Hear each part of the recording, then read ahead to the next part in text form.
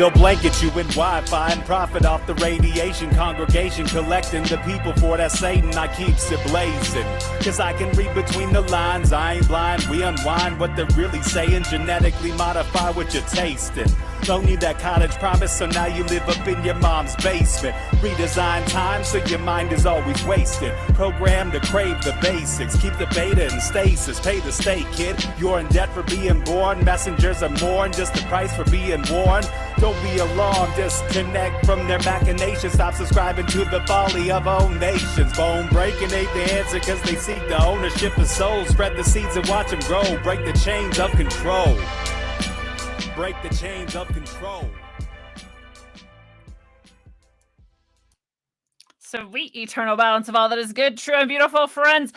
Oh, welcome to Rogue Ways tonight, in which we have the greatest pleasure to welcome back to the show a badass who owns my heart and touches on every conspiracy, every symbolic rabbit hole, all the madness and chaos within the ordered time-space continuum, and every tidbit of modern hellholery you could imagine. The Vampire Slayer, the OG Shadow Band, the host of Project Chaney. Chaney, welcome back to Rogue Ways, and how are you doing tonight?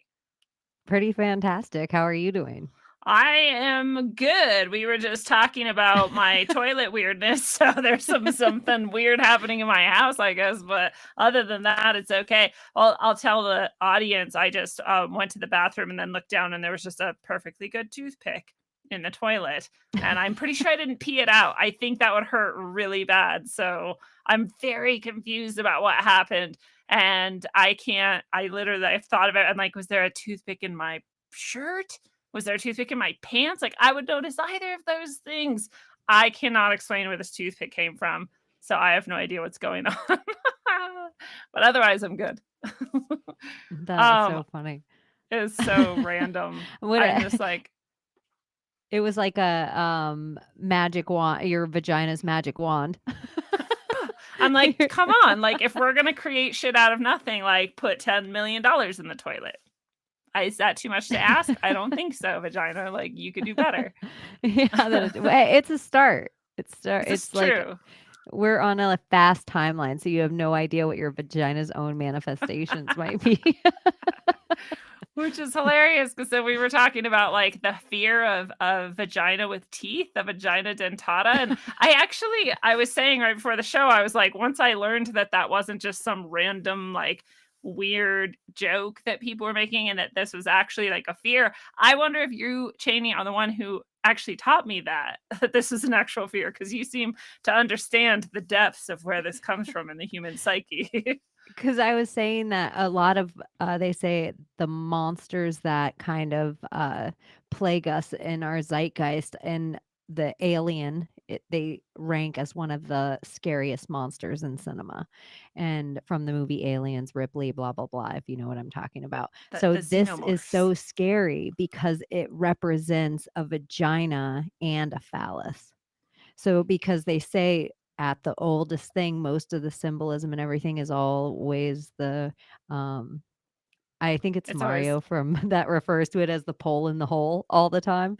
So it's like that symbolism is also our biggest fears, as well as maybe, biggest love. We put them in big, huge monuments, and probably some people are like, oh my gosh, why am I so scared of a vagina with teeth? Well, that would be horrifying. It would be horrifying, yeah. But it's like no more or less horrifying to me than an eyeball with teeth. Like, this is also a thing that like Johnny's drawn it. It's been in the Sandman graphic novels, if anybody knows Neil Gaiman's work, and other things where like instead of an eye you have teeth, and I'm like, that's just as scary to me. But we were also saying before, like, I don't think I have this fear because those aliens never really scared me in and of themselves. Like, and what scared me more or bothered me more, I'll say, it wasn't even that scary. It was just more like, oh God, what if that could be real? Was the eggs, like just the clusters of them and how gooey and nasty they were. I'm a very tactile person, and I'm like, can you imagine touching this? But also like not knowing for sure what's going to come out of it. Like, that's more scary to me. And then their blood, which can like literally dissolve anything. I was like sitting there like, wait, so like, where does it stop? Like, it literally is just going to go through the earth, and now it's out in space, and then it's going to hit like another planet, and then it's going to continue going through that planet. Like, this is going to fall infinite. Yeah, you can't stop it. That's way scarier to me than the alien itself. The um, alien. Yeah, I don't the teeth would be kind of frightening, but the idea of, like, it being a vagina, I don't have any fear of vagina. And then they yeah, also it has the phallic, but I don't have a fear of that either. I don't have an unhealthy fear of either of those things that I felt the alien was the scariest. but I get it, like that being a mass level thing, I guess. Maybe it's who knows, it could go Did real you have a deep. scariest? Like something one of the horror things when you were younger that you were like, "I found blank scary." The Gamork from the Nothing, or from the Neverending Story. So that's part of why I had such a love for the Neverending Story is I can still watch it and I am still like scared of the Gamork. Like not actually, but like it has that energy for me still where I'm like, ah. And the idea of that's scary to me is that there is this relentless thing similar to the alien blood. Like, can it even be stopped? Right? Like nothing can stop it. So what do you do about that? Same type of fear. I Yeah, I had I think the Nightmare on Elm Street, Jason fears, like those 2 That for one some too, reason. The yeah. idea of something in my dreams, stalking me in my dreams and being lucid dreaming and something else being lucid dreaming in my dream. That was and then think of the whole, like, we kind of got this in our horror movies, if truth in plain sight. We kind of got this like, "Hey, here's this pedophile," and, all the parents in the neighborhood burned him, and he now haunts the teenagers' dreams. I don't know, Yeah. it's just creepy, and I didn't Yeah. like the idea of Friday the 13th, how he could just walk faster, like, walk so fast. Like, and he always caught up, he just always seemed like taking a walk in the woods, you're running your fastest. My logical kid brain was like, "I don't believe he could catch up." But then there he is. Yeah, that's actually interesting, the dream thing. That also remember getting to me the Freddy thing, and that similarly is something where you may feel like this. What's your choice? Like you Yeah. don't have one. Eventually, you'd Yeah. have to sleep. Yeah, eventually you have to sleep, and apparently you can't really do anything about whether or not he comes into your dreams or not, or whether or not you can like get out of him. Whereas now I know, like, oh yeah, if you're in dreams, you can create anything you want, you can do anything you want. So it's actually really easy. But back then I didn't know that. So I was just like, if anything can come in your dreams and then it can harm you, like, what are you supposed to do? There's no protection to this. Oh my gosh, this is a whole different kind of philosophy than even Inception. If something can come into your dreams and not just incept your dreams, but control your lucidity in your dream. So you're not just like, "Oh, I want to fly." Something else is like, "No, you have roach arms now." Yeah. Well, this Like, is what what? Yeah. This is what I actually, like, feel like I was training in dreams with other beings to do, and that was part of what I would do is they would put me in situations where I seemingly had no power, and then I would just turn the thing into something else. But I had to, like, believe it and, like, push it at them with enough force for it to actually, like, take. And so I'd do bigger and bigger and bigger things until eventually I was like chaining monsters bigger than, I don't know, mountains like to the ground just with my mind. But at the Oh, you beginning, got it was good in just like there. little things because I didn't really believe, I didn't really understand. And like eventually I was trained up. So, people talk about going to like night school or like having beings come and train them. And I'm like, apparently I was trained to like be a lucid dreaming warrior against monsters or something, because that's what it was. But what it really did at the core was just train me to really believe and have faith that I can do like absolutely anything in a dream and that there is nothing that's more powerful than me. And maybe it gave maybe you were kind of working with spirit guides even back then. That's what I think. Like, Yeah, you weren't even training, you were actually working maybe you were training kind of in, like, the Kill Bill way, same. to become what you are right now, and all the languages you must need to communicate with spirit guides from infinity or eternity. That's what you were doing your whole life, like, that's what you were here for. But to have the words to say it and there wasn't an adult around to tell you, Yeah. it would take quite a journey to like come into this flesh now and be like, I'm not crazy, but maybe I'm all the crazy, and crazy's an okay word. Yeah. That's absolutely well. And at the time, I was like, I don't know, that was a really weird dream, but it was kind of fun, kind of scary, kind of cool. And now I'm like, yeah, that exact level of faith is actually what you need in order to do spiritual work in this waking life. So I do feel like it was training both in dream world and dream walking and in this place. I never dream. I dreamed last Shut night, well, up. this morning, and I like it's so rare, but when I do dream, I retain so much of the dream. Like I feel like the only part I'm meant to remember, I retain or something. Uh, it was so crazy. I've never, and I feel like other people in my life, I feel it was such a weird thing. It was like seeing as fast as like a subway car would come at you if you were standing on the tracks. And it was really far away, like so fast up to me. And I don't know why I saw it go over a hill, but it was a gray wolf, this huge gray wolf. But it was like I was almost coma, like in a coma. Like I was in a just stagnant state, like a suspended state. And Like the sleep wolf, paralysis, but in the dream, yeah, but kind of. almost different, almost like my body was just this like shell. But I had my eyeballs were just coming to. It was almost like my eyeballs got there first for me to witness this big gray wolf come up over the hill so fast, and almost like I felt it say, "Holy shit, she's about to wake up." Like I wasn't supposed to wake up yet. And it put its nose to mine and it like almost came in me, and then I woke Wow. up. And there was a Wow. great black wolf next to it, and they were huge. They were the biggest wolves. And but the black wolf just felt like its companion, like whatever two thing they were doing in the like dream world, the black wolf stayed there.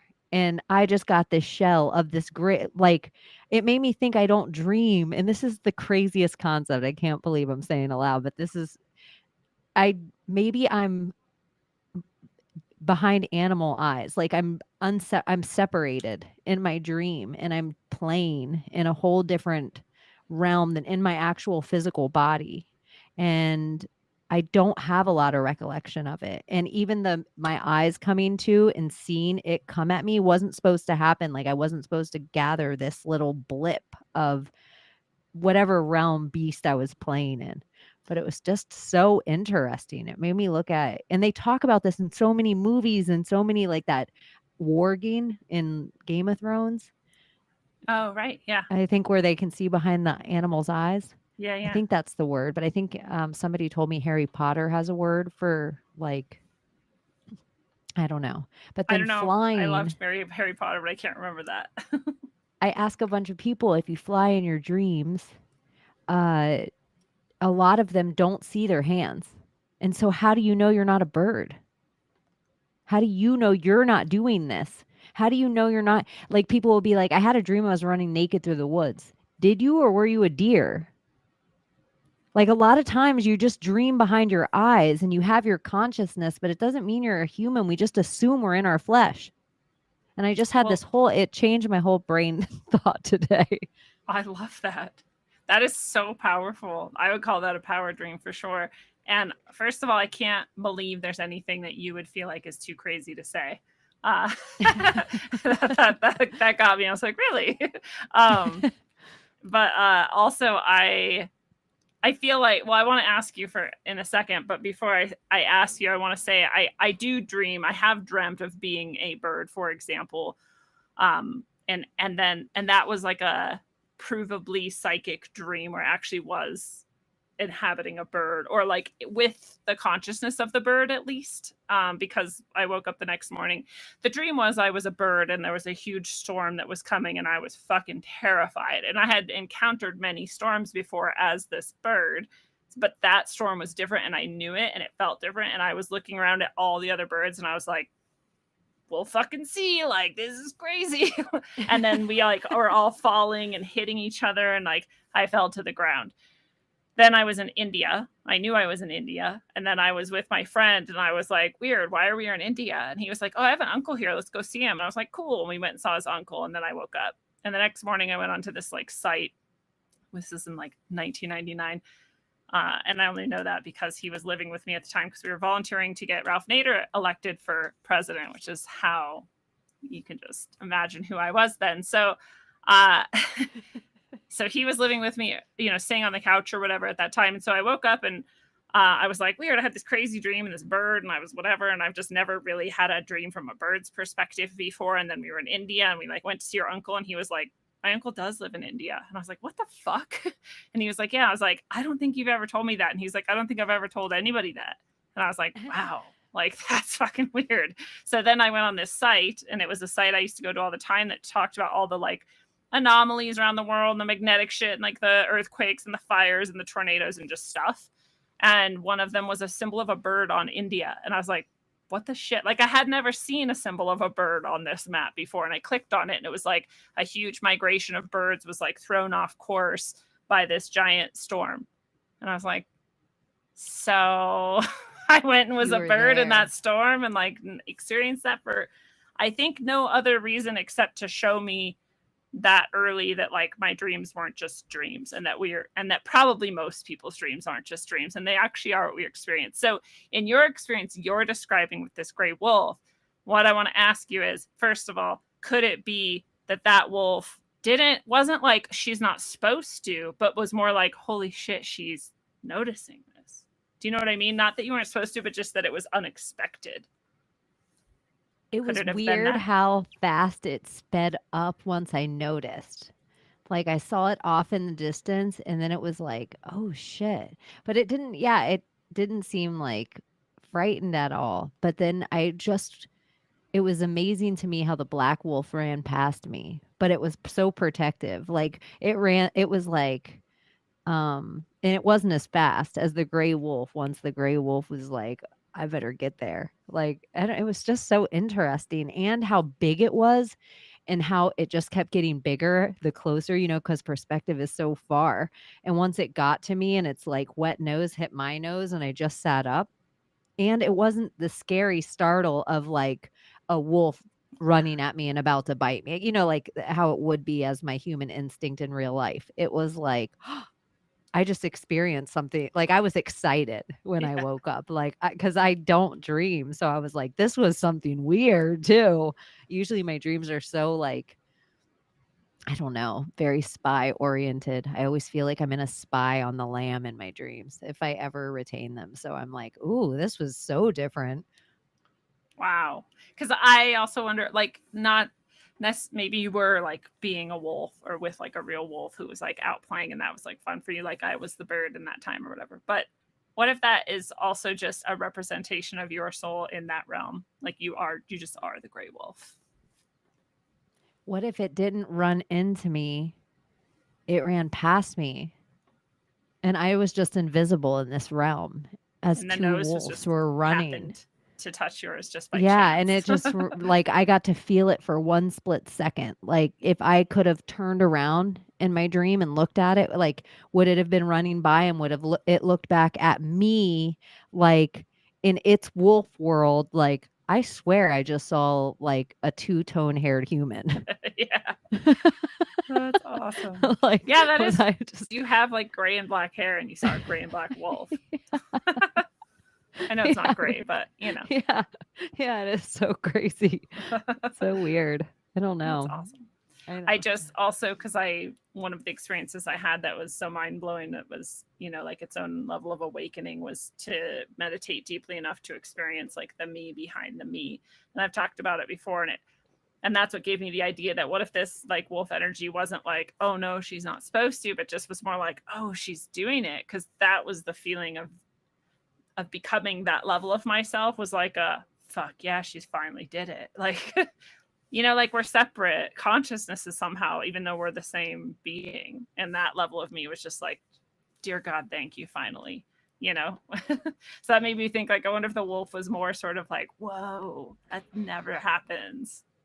You know how gifts unlock gifts? What if the gift isn't really It's not because your gift unlocks my gift. It's your explanation of knowing your gift makes my ears and eyes recognize that this idea or thing exists. And if I have the thing, like you have to know that the lady in the red dress exists before you'll see her everywhere. So it's like you don't even know the type of car you drive exists until you buy that car. And the second you buy the car, you see it everywhere on the road because you have to know it exists first. It has to be in your reality. So in a dream state, it's like this concept or an idea. And this is why I think imagination in our inner child and stuff is so important too. In the dream world, the concepts are so far outside this realm of how we have to live, whatever the quote unquote laws are of the 3D. If we can believe it, it's past our own manifestation. And so then if the idea can exist, and if it exists for enough of us, does it become a real thing? And so this concept didn't even exist to me before that. Oh, like usually whatever the lessons are or story you're watching, or is it past lives or all the explanation of dreams. Yeah, intriguing, but I'm just as intrigued in my own life, like to sleep. But the idea of, but could I go behind the eyes of an animal and play like that for a certain amount of hours of the day? This is a different concept. Like I never even put this in my realm of reality before. And now I'm like, is sleep intriguing me for the first time? I love that. I've always been deeply so intrigued by sleep and so happy to do it and so happy to dream that I used to be a nightmare to wake up. My everything in my being was like, no, staying here. No, I'm not coming back. You can't make me. And finally I would begrudgingly wake up. But that's why it's always shocking to me too when people like you are saying, like, I don't dream really, or I, don't remember my dreams. And clearly you do dream, and it is more of like what you recall or don't recall. And I think that's true for everybody as well, even though some people really, really don't believe it. But it is always shocking to me. I'm like, dreaming is like the best part of life. Like, why would you even want to live life if you didn't have dreams and sleep every night? That'd be crazy. I'm a daydreamer. I'm like a waking life person. Like there's a good opportunity with this blood moon that I won't sleep tonight. And I have the luxury of being off work tomorrow. So it won't impede me in any way. And once I get through the sleepless of tomorrow night, usually once I can get past the 24 hours, my body is, if you fast from food, sometimes it readjusts your whole gut biome. If you fast from sleep, sometimes it does all these things too. Mm. And it gives me this, like whatever fears you have of doing it, because so many people are so anxiety ridden about that 8 hours of sleep and, this certain amount they True. have to have every night, this exact cut of the pie, because this is how many work days we have. And this is how our weekend and 9 to 5 because Dolly Parton. And so I think that, uh, Yeah. yeah, I just think so much of we're only programmed to our parents' work schedules. And only because we had to go to the Rockefeller school system. So it was all done to program all of us. So I don't know how did so many of our ancestors learn so much about the stars if they were asleep all the time during them? Hmm. Yeah, that's a really great point. That was a weird part of Zeitgeist, the movie Zeitgeist, when it came out and was this big deal. I saw Zeitgeist in a theater, and now I can't even imagine that happening. Like that's how weird that time was, where like the internet was actually like open and free, and people were actually still sharing ideas with each other. But so what is this, like 2003 or something, I think? And in Zeitgeist, there's like a whole part after they did the astrotheology thing, I think. So they broke down how Jesus and Mithras and all these people have the exact same story, and it's all just about the stars and the earth and the sky and whatever, which is also part of why I'm like, wow, there's some people who've never heard of this, because for me was like 20 years ago. Like this was like, whoa, that's true. Like, whoa. Um, and so anyway, they did all that, and then they went into exactly what you're just talking about. They were like, yeah, why are we so attached to 8 hours of sleep? Your brain needs 4 hour cycles, allegedly. So even if you need a cycle of sleep a day, let's say for a 24-hour period, why wouldn't it be four? Why wouldn't it be 4 hours? And And they went into like how maybe we can sleep less and do all this. And I'm like, this is such a weird fucking movie because it was all about politics and it was all about the dollar and it was all about whatever. And then it was about astrotheology and then it was about not sleeping. And I was like, what a weird, just like bunch of ideas to throw into a fucking movie together. But it was like mind blowing. And I again, like, I can't even imagine that because I sleep like 9 hours a night and that's what I've always been like. And I love it when I sleep less. I feel really weird. But I did the same with fasting, right? And once I got to like a 72-hour fast, I was like, this is way easier. Your body actually loves it. Like it's easier than I ever thought it was going to be. Your body actually seems to love it. And it's that hump you have to get past. So when you're talking about that with sleep, like you just get past the 24 hours and like things change. I've never done that without drugs. I probably should make myself do it as like just a discipline just to see what happens. Yeah, and it's like if you're gonna do it the first time, like think of how many people and the anxieties that are connected to the amount of sleep they need every day, every week, every month on their work schedule. And what I've realized with myself of even just trying to run myself to exhaustion, and I did hard labor jobs. So Yeah. even like I realized doing the hard labor jobs, uh it was easier almost to go without sleep if I had a physical activity to do for the time I was at work. Wow. Like, I couldn't imagine going without sleep and then going sitting in my cubicle.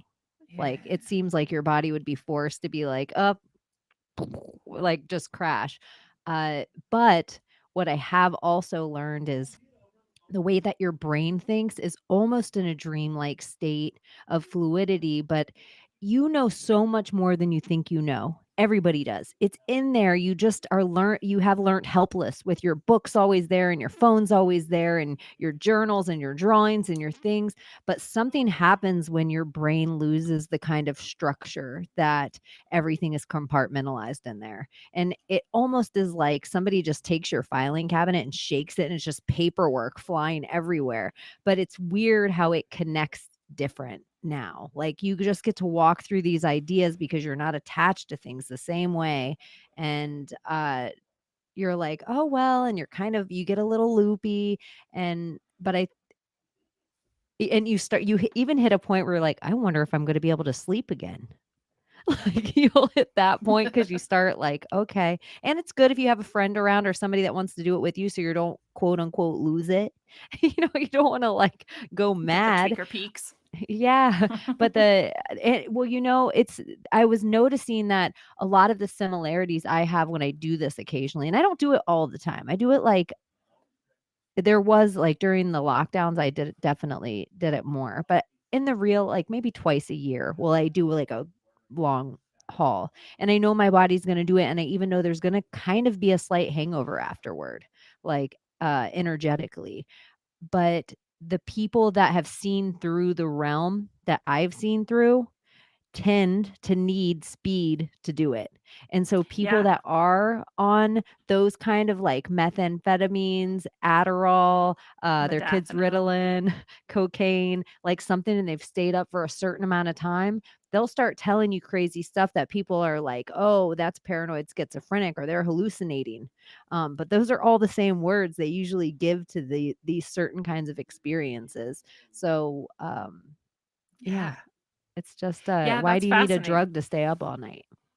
You're reminding me of this, I don't know, I don't remember her name. Maybe someone in the chat can throw it up if they remember, or maybe you know Chaney, but she came out and she was like a neurologist, and then she had a stroke, and then she got to observe her own self, like going through the stroke as a neurologist, like understanding what was happening, but also quickly losing touch with that understanding, Mhm. and then afterwards coming out of it, being able to look back and know exactly like what was happening. And so she had this stroke and she like her basically the logical left side, right, is logical side of her brain was the one affected, and so all her logic left, but all the right brain like then became even more like expansive, and the right brain is like just connections and just conceptual and just whatever, and she felt like she understood all of the universe and that each little thing like contained like all the information you would ever need about the universe. And like she's trying to like type a number into the phone, and she can't remember why, but she's pretty sure it has like a 9 and a 1 in it, and like,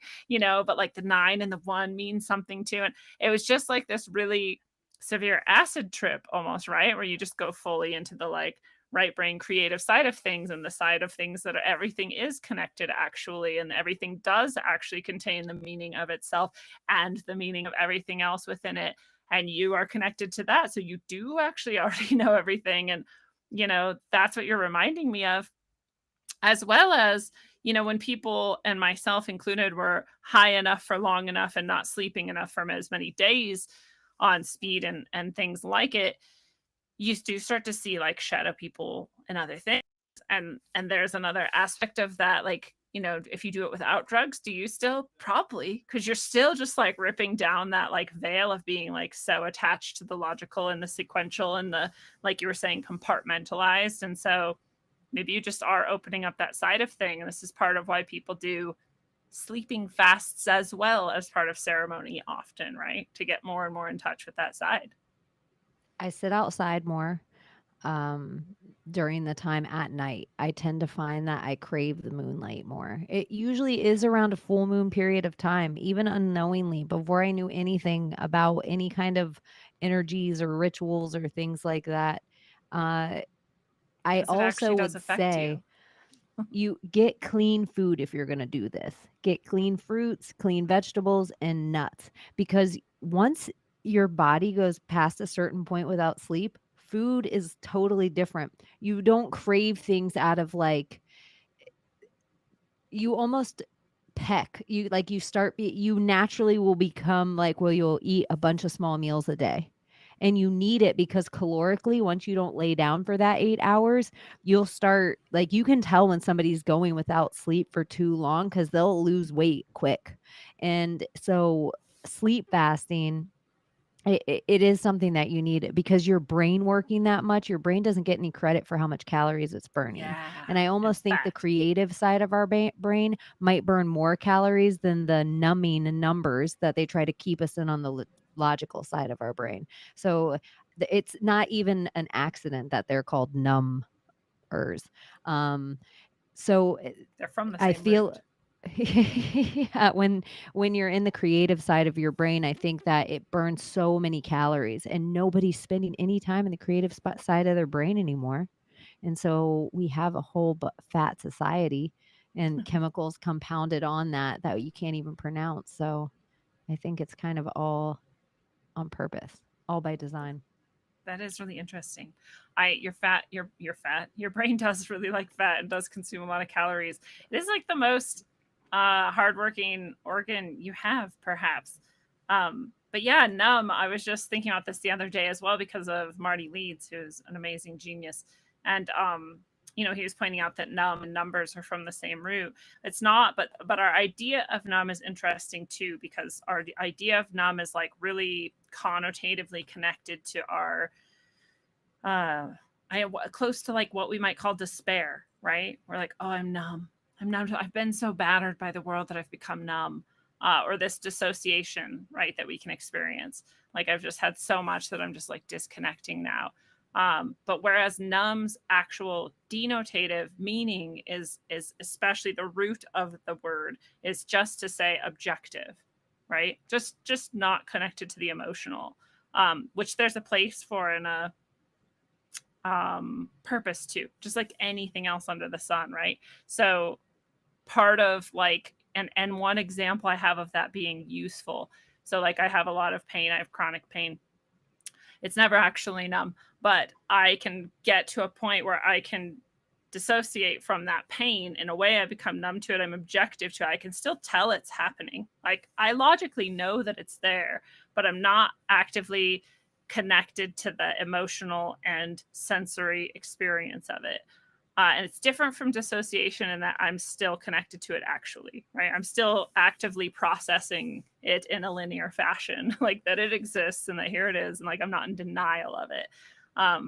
So it's interesting, like numb, this association we have to it as this like negative thing that is bad. It's bad to be numb, and it means like something is emotionally wrong or twisted or like not that, right? And numbers are like that too, right? Numbers are meant, in fact, to be like as objective as possible. There's no emotion to them. You can't lie with them. You can't lie about them. Well, they find ways to do that too. But ideally, in their ideal state, you're not supposed to be able to, right? And so they're numbers. They're objectifiers. They're objective units or descriptors of reality.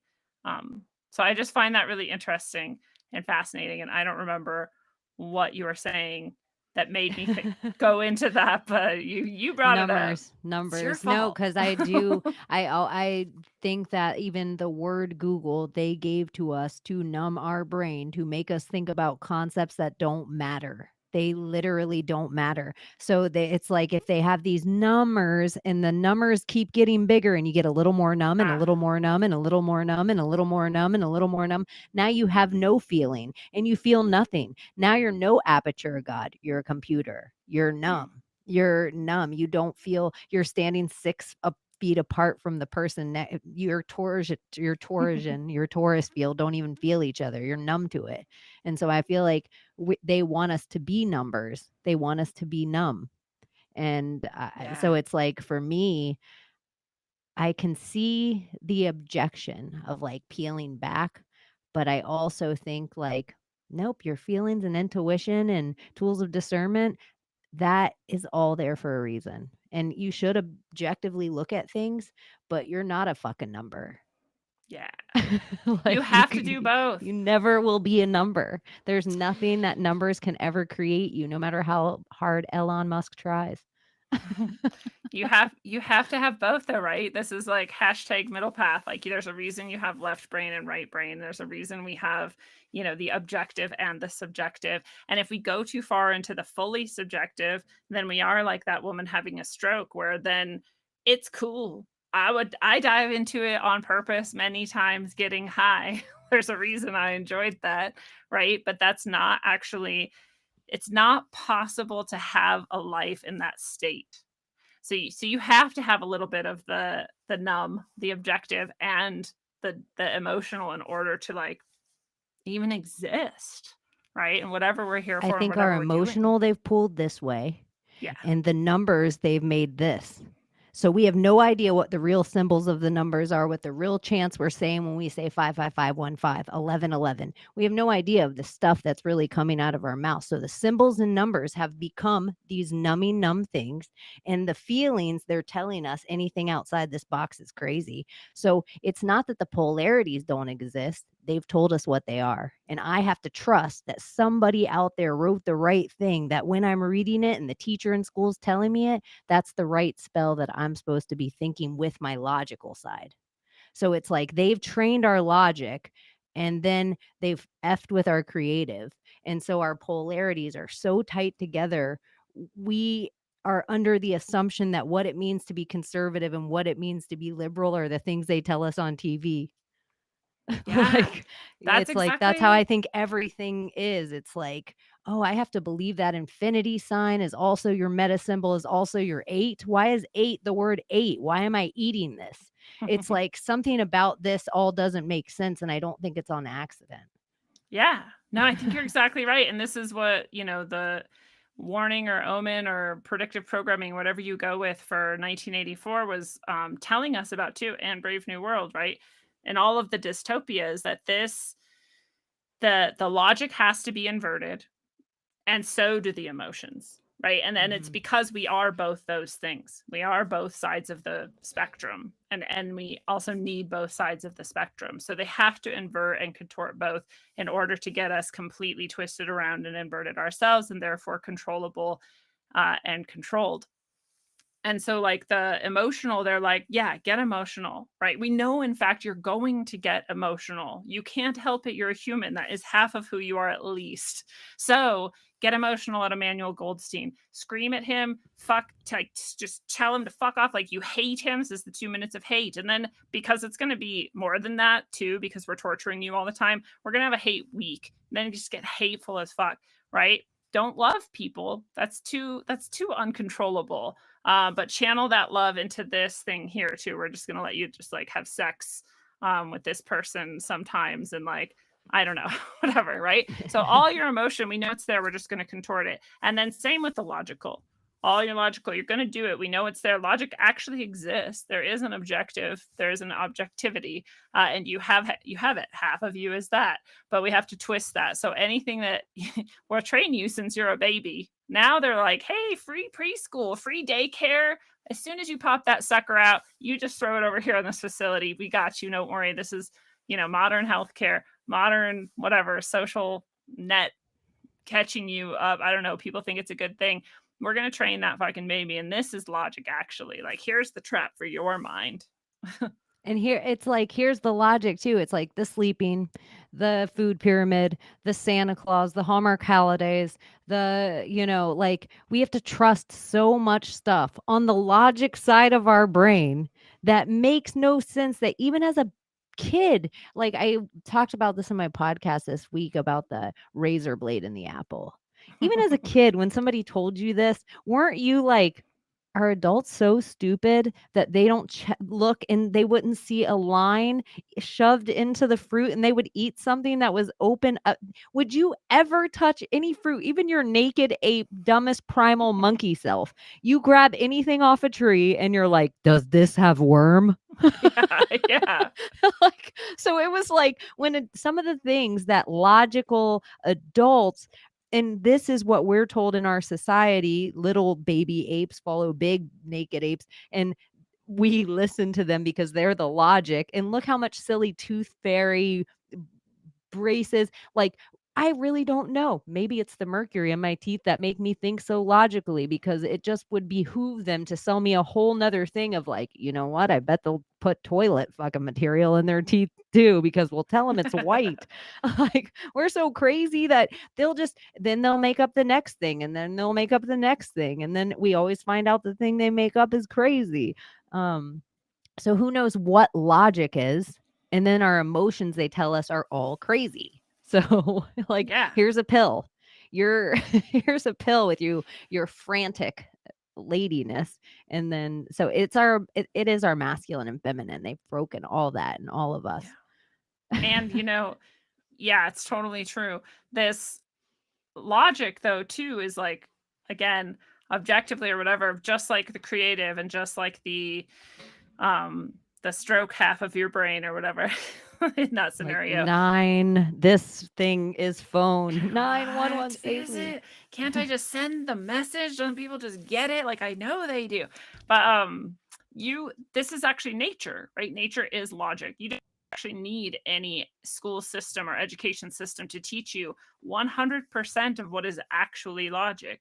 You look, right? The seed falls down, it goes in the ground. It stays there for a while, right? And then eventually, like, there's a little sprout. And then you see, like, the ones that are, like, in the sun, let's say, start growing, and the ones that aren't don't. Well, like, no one has to tell you need sun then for that to grow. You're just like, that's just is true, right? So, like, logic is been inverted to such a state that, like you said, like, we think we have to find it in a book. And this is the whole thing that drives me insane about they've trained people into this inversion where people will be like, oh yeah, you think that, like, where's your degree? And I'm like, are you stupid enough to think that I can't think if I don't have a degree? Are you stupid enough to think that there are people out there who aren't smarter than the motherfuckers with degrees and they never got a fucking degree? Like, is that how stupid you are that you actually think that? But that is like the logical conclusion to this illogical logic that they've been fed their whole lives, that you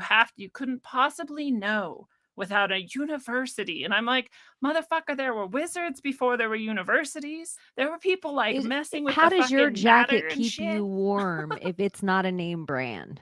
This is literally their Yeah, logic. right. Like, how do your clothes cover you if they don't have Nike written across them? How do your shoes work if it doesn't have Adidas written on it?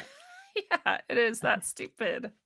It is. And really, we're in a society too. It's not just your degree. Oh, like if you're like, I went to Harvard. Oh. Oh, well, come on in. Let me get you a table. Thank you for your service. Oh my God, it's so true. And I got into this program that was exceptionally hard to get into, whatever, right? There's like thousands of people apply, a few people get in, and I got into it. And I never ever would bring that up. I'm bringing it up right now, ironically, but I don't actually care. I don't see that as an important or valuable thing in and of itself. It does so happen that was a pretty cool program. Like it was actually more open-minded and free thinking, whatever the fucking radical a bit than a lot of universities and programs would be. So I'm grateful for that. But that thing in itself doesn't matter to me. But I found eventually, like, I didn't have to bring it up. But if I brought it up, there were some people who were stupid enough to think that I was more important then and to think that like what I was saying should be listened to then. So then I was like, oh, well, then I'll bring it up. Like, I'll bring it up for people who are stupid enough to need me to bring it up to them. Right. And it was the same with like grades or anything else, where I'm like, well, if you're stupid enough to think that it matters, if you're stupid enough to think that there was a bunch of other people who applied to that are somehow not as cool as me, or you know what I mean? Like, this like doesn't even make sense actually.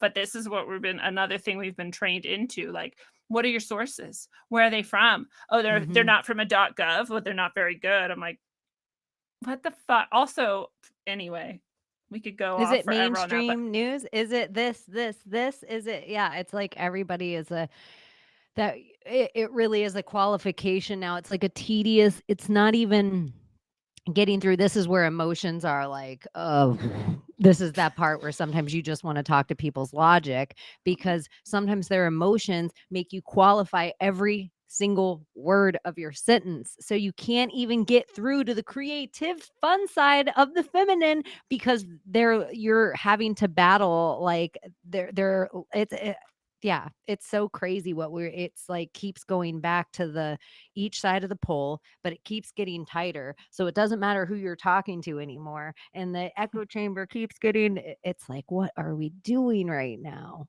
and look at how fast they're doing it now. And we keep saying like time feels like it's speeding up and everything seems like it's getting faster and faster. But I feel like it's them switching back and forth between that exact pole. They're like, get emotional, get emotional, get emotional. And people are like, ah! And then they're like, oh, your emotion's heading towards us? No, okay, get logical. Here's some facts. Get data. Get the right sites. Mhm.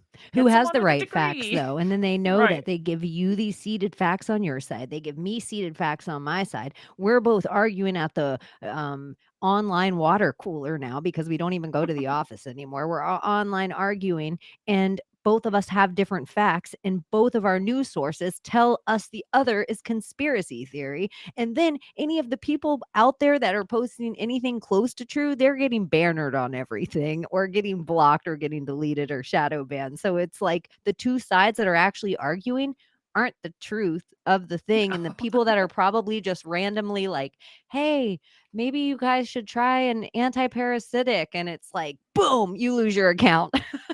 Maybe you should try zinc and vitamin C. Delete it off YouTube. What if you just Like sat by a river and like thought about like happiness, like slam down? maybe the Heavy, heavy. politicians' laptops thing seems fishy since it's with the country that we're in war with. Boom, kicked offline.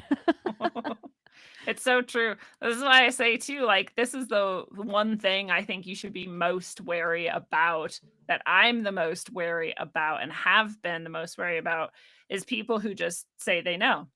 And that's anyone. That's the government, that's the media, that's the commercial that's selling you the thing. And it's also like 97% of podcast hosts, or, you know, personalities in our sort of arena, including the ones that have some of the coolest ideas.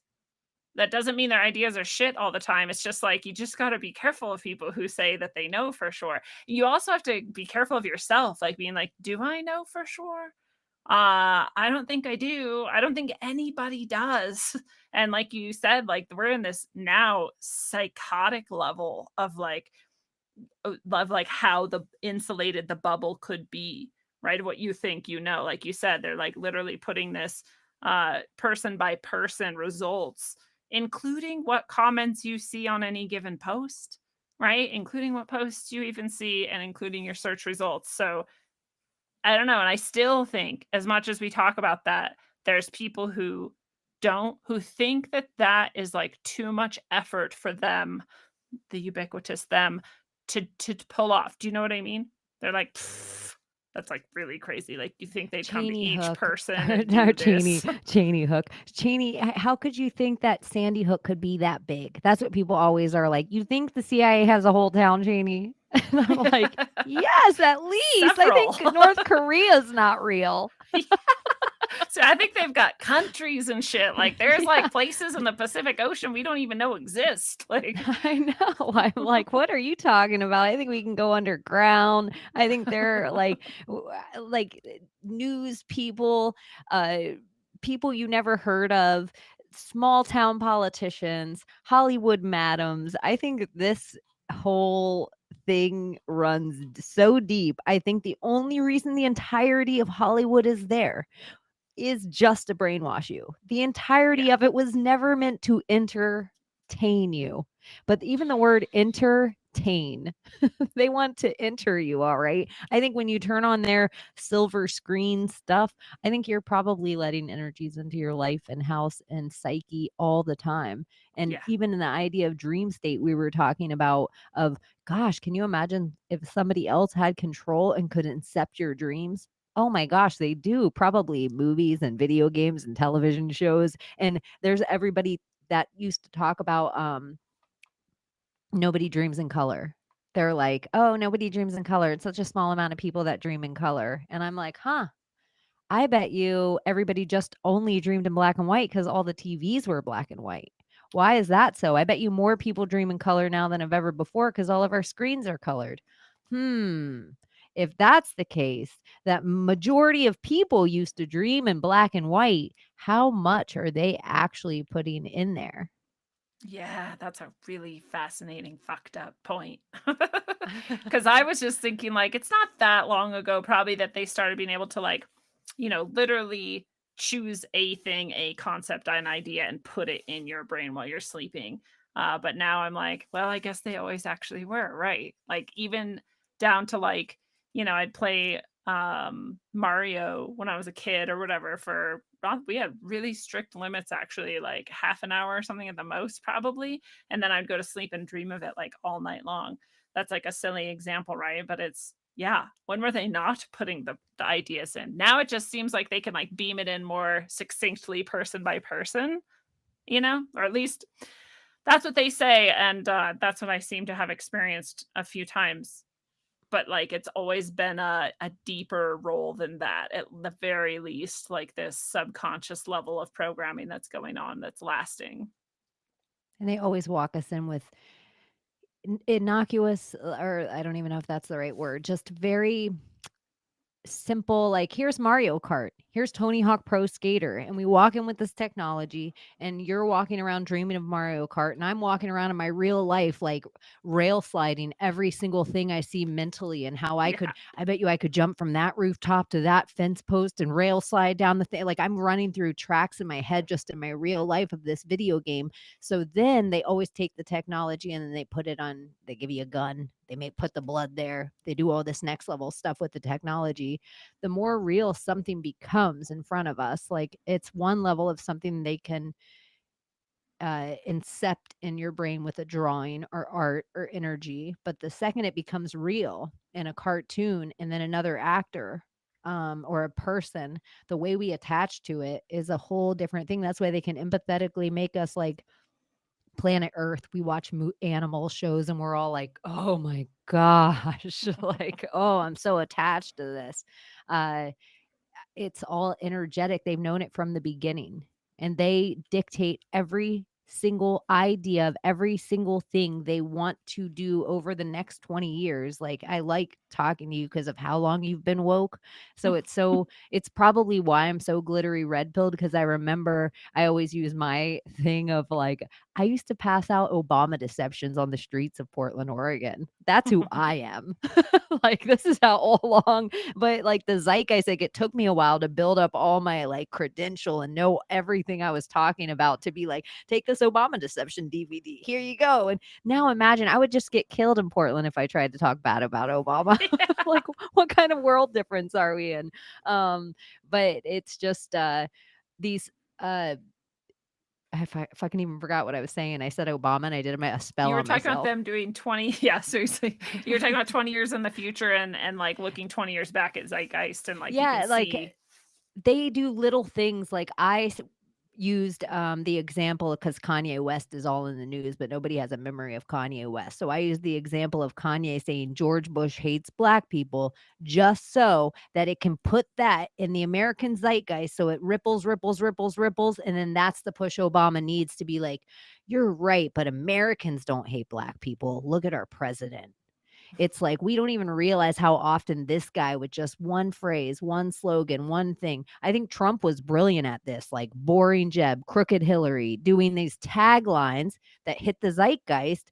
4 years later, we're like, oh my gosh, look at this person. Like George Bush does hate black people. So I just think some of these kind of things that we think are so small, but this is why I'm glittery red pilled. That's what I was going to say is I've been awake long enough to remember when it was just me and you. We might have been the only two women conspiracy theorists. Is Like that? it was Yeah, that's what it all felt like. dudes. Yeah, I would only me and my guy friends would always talk about this. It's probably why I ended up liking MMA so much is because that was a time we could all sit and chit chat about this kind of shit. My lady friends didn't want to hear this and I didn't know enough about they would hear who's cheating on who in Hollywood, but I didn't know enough about their church yet to really get them interested in it. But that's why I'm so glittery red pill. Look how many people are hip to the shit we're talking about now. That's It doesn't true. matter. Like it doesn't matter what angle you're taking it. People are thinking outside the box and like I Joe Biden, Elon Musk, somebody dies and everyone's like sus. Yeah. Like, was it in a Like, bathtub? no one believes it anymore. Yeah, Yeah. no one believes anything. And I'm like, I never thought I'd be here. So I'm so like, I don't think the New World Order worked out how I read it was gonna work out 20 years ago. I feel Yeah. like this looks sloppy. It does look really sloppy. It looks like they're just meeting their kind of goalposts like haphazardly or rushed, just to get to them. But and so it's still sort of rolling out, but it's just like definitely not going how they planned. But you see in like how they're just fucking committed. Like they'll just do it anyway. You're like, well, everyone knows that you're lying. And they're like, like Paul Pelosi in his underwear or whatever. Like, I don't know many people who are very confused about the seeming fact that that was some kind of a lover's spat or something, if it happened at all, right? According to what supposedly took place. And yet you're just gonna go with it forever, like never gonna admit it, never gonna go back on it. So they're like committed to the bugs and the fucking climate change and the heart attacks being caused by hate or whatever, like whatever they're doing. But it's true, it doesn't actually matter. Like so fucking many people. I was just thinking about this too. We saw, and I don't really see it as much anymore because I think they really want us to stop paying attention to this. But they were even like, wow, there's a lot less people like watching the news and stuff. Like this is real bad. And I was like, fuck yeah. This is even before Trump. Like this is like, I don't know for sure, but I just know it was before then and it was just less and less and less. And like, where is it now? It's like super low, even by their own standards.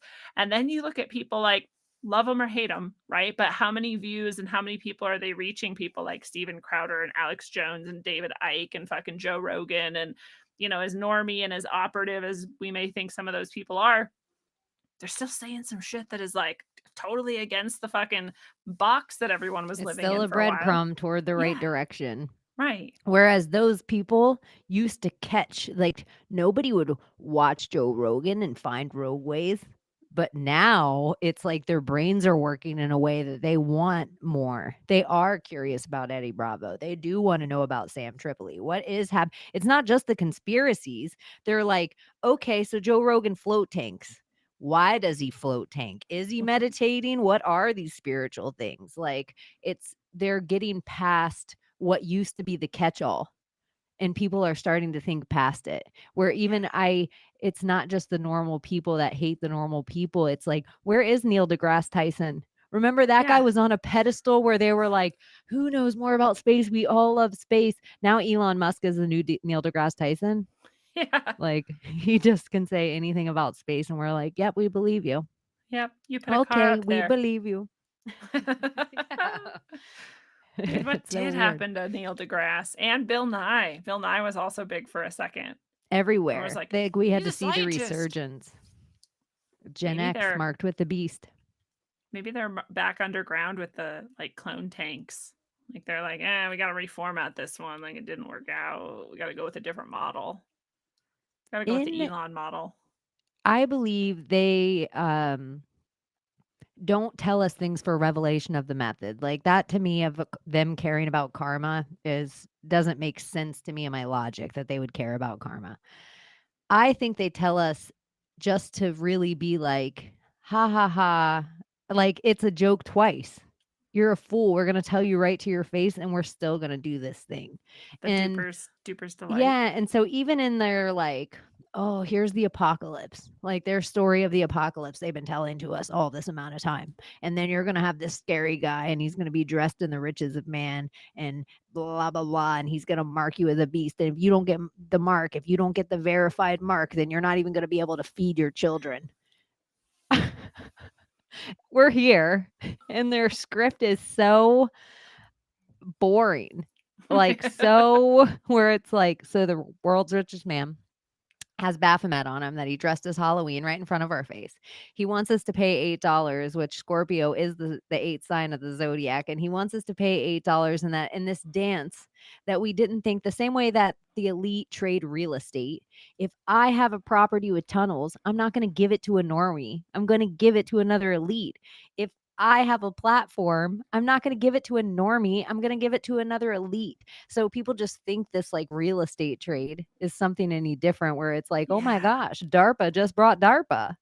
Like we're supposed to think like Jack Dorsey doesn't quite have the trust that we thought that he would. And neither does Mark Zuckerberg. The kids seem to like Elon Musk though. Let's make Elon Musk buy it. So all of a sudden Elon gets more wealth during the lockdowns than anyone else, but Walmart's evil and Rothschilds and we're talking about all these the Carnegies, Titanic like names, but Elon and his SpaceX marked with the beast, his boring company, his Neuralink, his free internet, and he's like, pay $8 for your verified mark. Because that is exactly what they always have us do.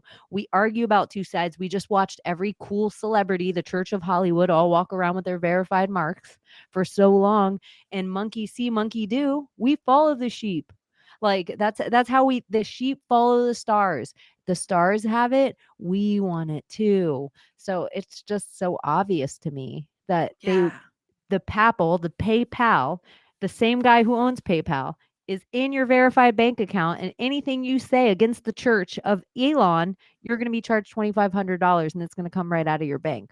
So how long can girls like me and you speak until we can't afford to speak? So are we allowed our ration of free speech, governor? Yeah. Like for just $8? Yeah.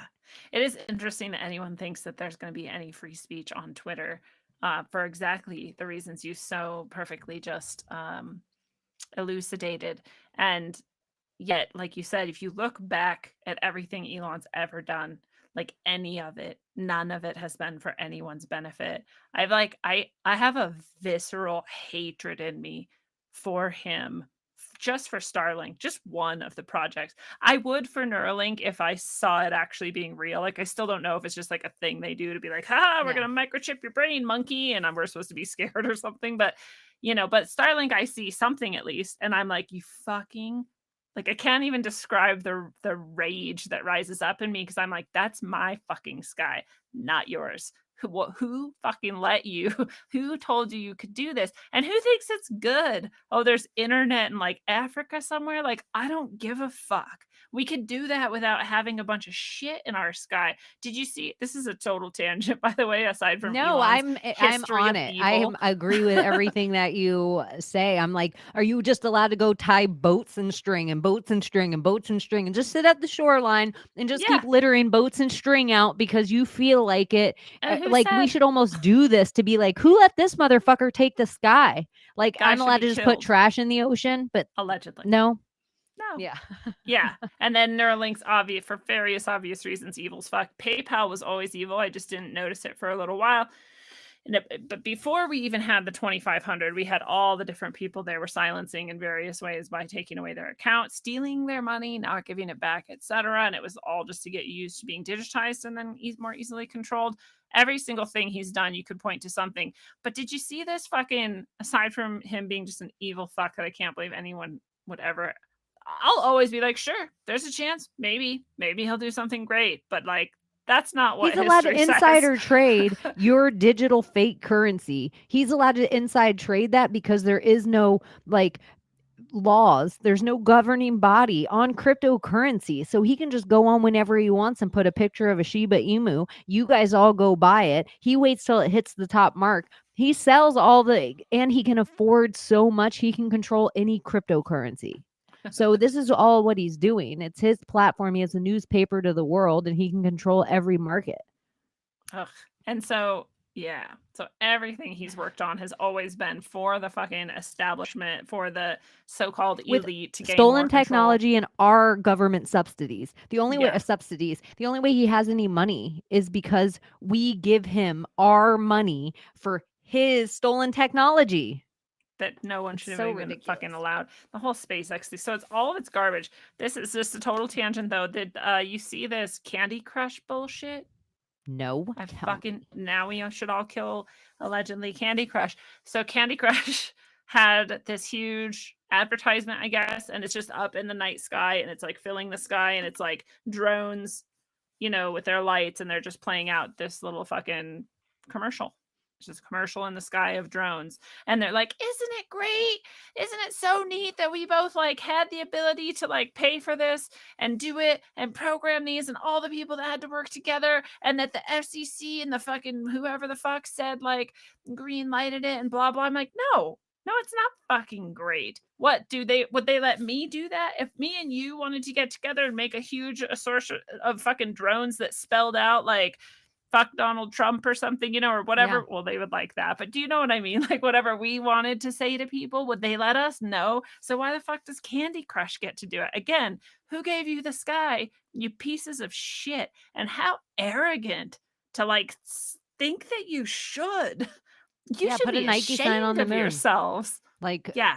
But Candy Crush, right when you said it, I just CC, so you got the 33. So they label it with their like think of how the apps they allow out aren't necessarily all the apps. And then to get your app on an iPhone is even harder than to get your app on any other place. So it's the same as the pop music, the same as the movies that they allow at the movie theater. It's all dictated content always. So what are they gathering from your Pokemon Go?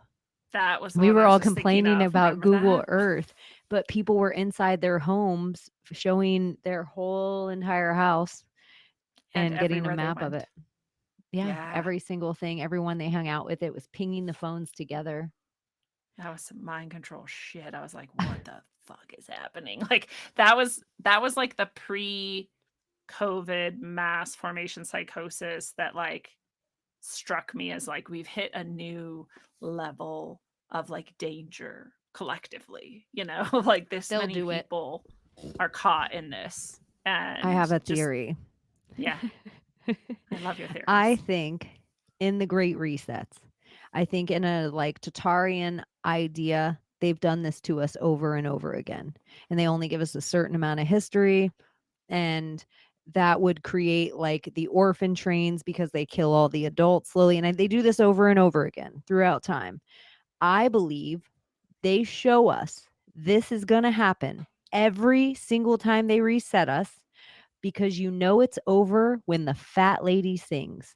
So when Lizzo comes out and she's so obese that as a society, we have enough obese of us that we have to start putting this thing on a pedestal.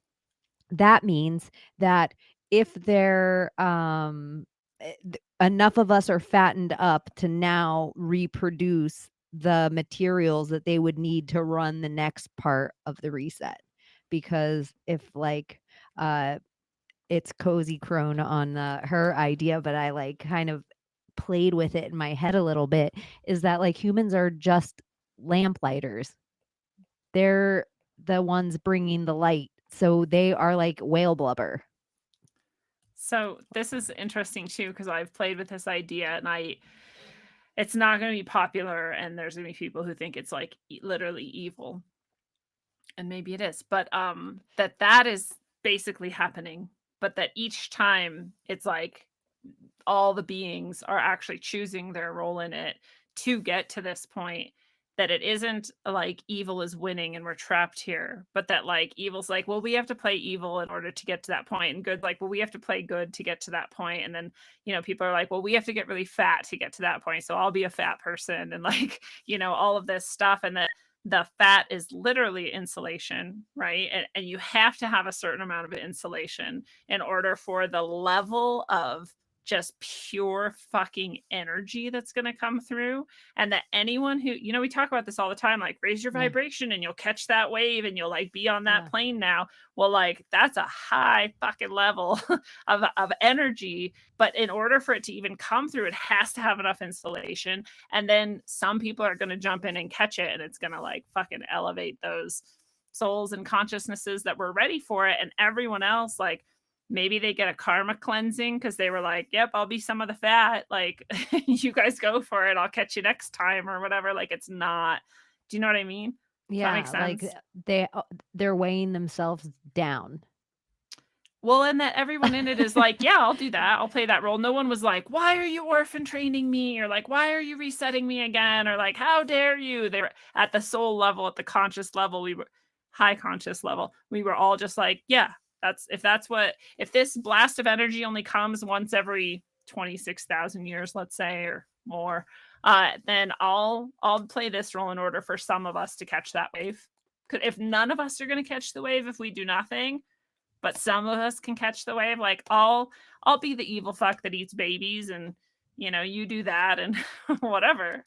Or it's like too, like the secret, like in the secret society idea of just some of us would have to choose to stay here enough lifetimes if there was any chance for all of us to go on one day.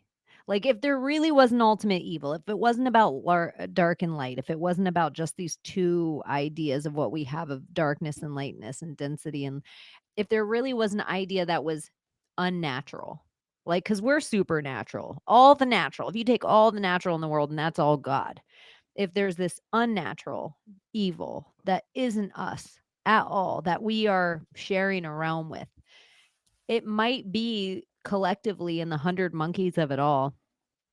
A lot of us might die to figure out how to use the tool.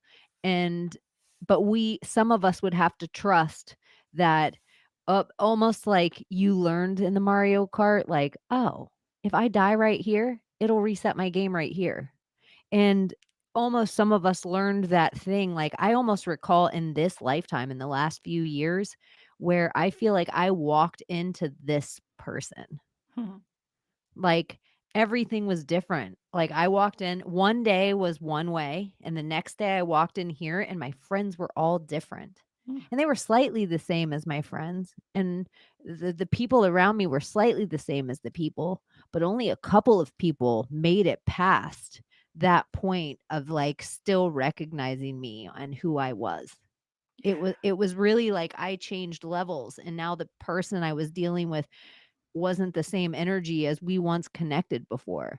And in my life, I never had it happen so drastically from one day to the next, where I'm like, oh, maybe I am on the highest possible timeline.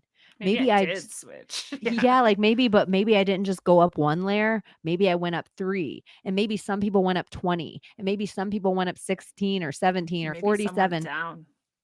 Yeah, and some went down. We had to get some of them off of here, but almost in the everything everywhere all at once, where some of us were the highest versions of ourselves, or just the muted vanilla versions of ourselves, dry erase boards, so we could all come to the highest possible timeline and remember everything. We couldn't be all this us as from past lives. We had to be blank boards. We had to be these versions of ourselves because we were only meant to remember this lifetime. All the work's been done for us, all the other timelines. we're only here to remember all the things. And if we can all remember it together from all the spells and rituals and things, and that's why it feels like so overwhelming with the downloads. And some of them, it feels like you're batting away ideas every day, like bad idea, good idea, bad idea, good idea. Oh, maybe that was a bad idea. Oh, I think it's a good idea today. And it's like you're going through this every day, and then we communicate and it goes up one. And other people communicate with us, it goes up one. And we get these ideas, and some of them resonate. But then I'm like, oh, truth isn't my idea or your idea. It's not who came to it first. It's just there. Yeah. It's just resonating there. And once you resonate with it, there's no unresonating with it. Like, it's the truth. And so that's what I realize is no matter what direction people are coming in, Christian and Buddhist and Jews and, like witching and magic and conspiracy, and it's like truth though is resonating with everyone, and all these little truths and all these little chords, and then they're leveling up, and then they're leveling up, and then they're leveling up. And it just is like, oh, there really is nothing they can do. Nothing can stop what's coming. Nothing. Literally. It reminds me of this experience I've had a few times where something unexpected will happen, and in the unexpected thing happening, like I will just so happen to like remember a part of a song, and then that'll make me like stop for a second, and then that stopping will make me like do something else, and then I'll like just so happen to like have the skill that I needed to do this thing that like I wasn't even expecting to happen, and then like turns out that the thing I heard 14 years ago that just for some reason stuck with me. And even at the time, I was like, why do I keep thinking about that? It doesn't even make sense. And then now I actually need it for this moment right now. Like, and all these things come together. And it's like sometimes not even a very like important seeming moment. But like if I didn't have all those different random experiences and they didn't all come together in my brain right then, like I wouldn't have understood it or done it correctly or like got the message of the moment. And it reminds me of what you're saying, because I'm like, all that stuff was done. I didn't need to like necessarily try. Like, now I'm going to learn this song. Now I'm going to listen to this person. I'm going to remember this one sentence they say. I'm going to remember it forever, even though I don't really know why. Like, I didn't have to try any of those. It just happened that way. Like, that was just how it came together. And that's how I feel about all of life. Like the movie Signs. I think it's so weird that it popped into my head right now. Like even like the Mel Gibson, like there's that whole line that he keeps saying, swing away. Like, cause there's the brother and he used to be a baseball player, and for whatever reason he got injured and then stopped playing baseball, and his sister died. And then there's water all over the house cause the daughter, but the water's the thing that kills the aliens. And then he hears all the time when his wife's talking to him, tell whatever his name is, Jerry, tell Jerry to swing away. And so he replays this, his wife's last words over and over again in his head, his wife's last words over and over again. And then when it matters, when the aliens are standing in front of the face, he remembers his life flashes before his eyes, because they're probably all about to die on lower timelines. But on this timeline, he remembers his wife's last words, tell him to swing away. And so he swings away, and this ends up being the thing. And so that's kind of how I think a lot of life works. It's like you don't remember that your granddad, told you, if you ever hit, slick roads, make sure you pump the brakes. And it's like something that sat in your head when you were 5 years old. And now you're in a car accident, somebody rear-ends you from behind. And in this moment of panic, you hear your granddad pump the brakes. And it's like, holy shit. Like, I didn't know I ever remembered that. I didn't even know that was in my filing cabinet. Why is that there? And then you're even like in the quantum of it. Did he tell me that? Or is that just what I saw just now? Like this memory put there by the whole, like the same way we, we're real humans for each other. But it's like, are we the perfect avatars in this universe? If I'm you, you're me, to tell you whatever message you have to hear right now. So the way you remember it is it felt like a really secure memory because granddad told me it. But you were really about to die, maybe. Maybe it was your life flashing before your eyes, but in that same way, it wasn't your time. So the universe told you with your grandfather, and you just thought it was a memory just now. That's like the only way your human brain can understand it. Yeah. This is like the dreams, where maybe many people can relate to this, but the one that always, is probably the first one I had like this. Maybe that's why it stands out. But I had my alarm clock going off. I didn't know that.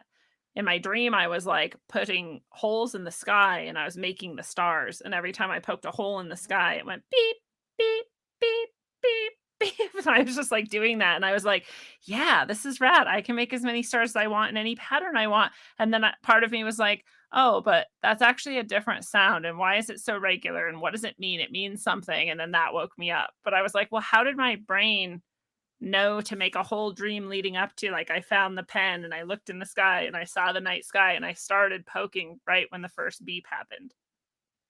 I didn't Like, actually, yeah, right? at the It's actually exact timing. retrocausal. Like the brain like filled in like, oh, there's a sound will like make the dream, but like make the dream feel like it was already in progress. Right? Yeah, like make it Same thing. Like fast. make it sound like a memory, even though actually you're just learning this right now. Make it feel like so important because your grandpa told you, even though that didn't actually happen. And isn't now a fucking crazy concept?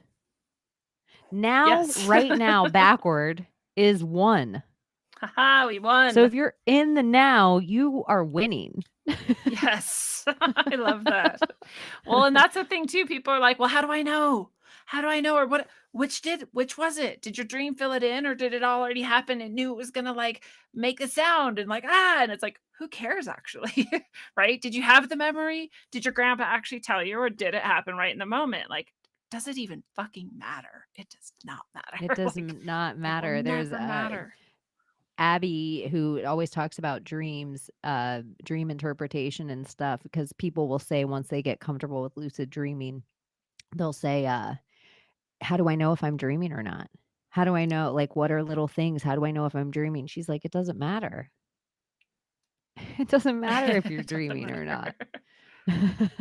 It's so Like, can you true. stick your hand to the wall? Don't hurt yourself. Yeah. Well, Yeah. yeah, that's actually really true. And this is the same when people ask, like, well, how will I know? How do you know? How do you know if people ask me this most often when they're like talking about spiritual entities, right? How do you know if they're good or bad? And I'm always like, well, how do you know anything's good or bad? That's the same way you know, right? Right? Or people have asked me for, like, how did you know to trust certain messages? And how did you know they weren't from something dark? And it's like, well, the same way you know to trust anything or not trust it. It's literally the same. Everybody actually knows everything all the time, and you always have, right? But you have convinced yourself that you don't know, that you haven't known, or that you are still learning how to know. When actually, what's true is you always knew. But the same system of like twisting the logic and twisting the emotion and using that against you has convinced you that you don't know and that you need something outside of yourself to tell you. You don't need anything to tell you anything, actually. You know all of it. And it helps, right? It helps for Chaney to tell me a thing and it helps for me to whatever. And we're reflecting at each other and that helps us clarify. There's nothing wrong with that, right? Like external doesn't have to equal bad either. But truly inside of you, in your own experience, in your own ability, you always know and you always have known all of it. And the thing too, when people are like, but I don't know, I'm like, then you're not supposed to be so sure about that thing. Right?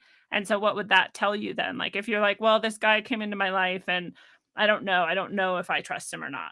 Well, then don't trust him, right?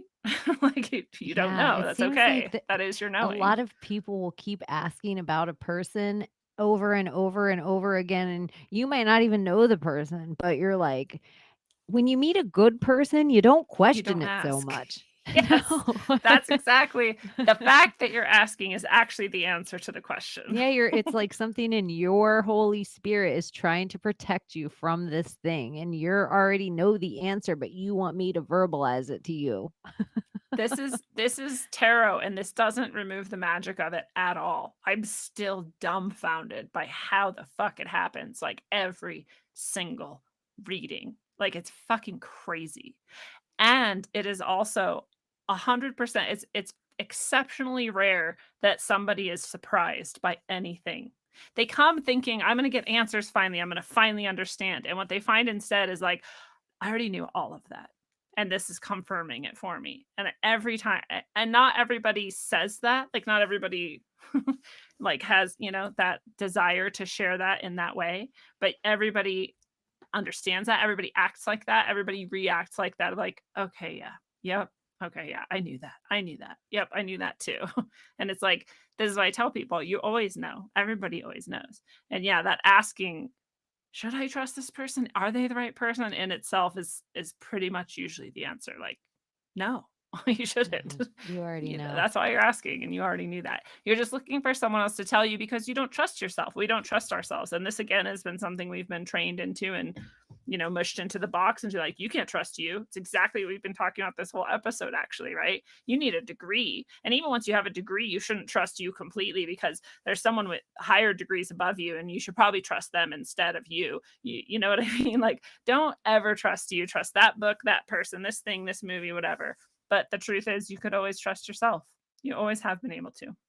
And with spirit and other energies, it's important you have these tools of discernment because the same way humans don't always, it's not that they have a nefarious intention, but sometimes there's an excitement or an other energy with a message or things that people that you're like, oh my God, I'm so excited to relay this. But you're a human being, that energy is coming to you for a reason because you're supposed to have those tools of discernment because not everything is still for everyone. Even if you think Yeah. it comes from another place, like you still have to this has to come out of your golden throat chakra. It can't, don't use other people's words. Like take a little bit of everyone and then form your own words out of those things, like your own ideas and your own uh relations to just things in the world that almost the way that you would write good comedy, like hashtag an idea or hash out an idea in your head, like so many different ways and times, and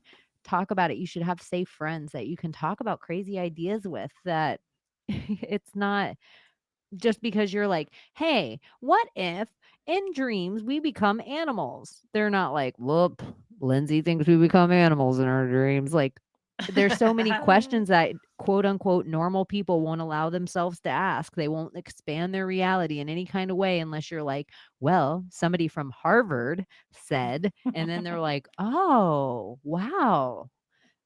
So me and you just sitting here talking, unless we roll out our degrees, people are just like, whoa, this is so kooky cocky science seance stuff. But so much of it, if we could probably, every single thing we talked about, we could probably pull something out of medical journals to show peer reviewed studies of however many. If me and you spent probably, okay, let's both research this for a few hours, we'll meet back here. Every crazy concept we talked about, we could pull all the paperwork because we probably are both researchers in that way. Like, they're Totally. not from nowhere. You can find it. I like what you're saying though about this, like speaking from your own throat chakra and like compiling your own, constructing or creating and then expressing your own sort of synthesis of these things. And this is like a very important step to take, but before that step, you are often like sort of parroting or just sort of trying things on. Like, what does it feel like to be like this type of Lindsay? Like, I'm gonna like talk like this and I'm gonna move my head like this. And like, what does it oh, okay, that's not really me, I'm going to do this other thing instead. This is actually like all of our development. A lot of it is that, right? And you see kids, especially little kids, doing exactly this.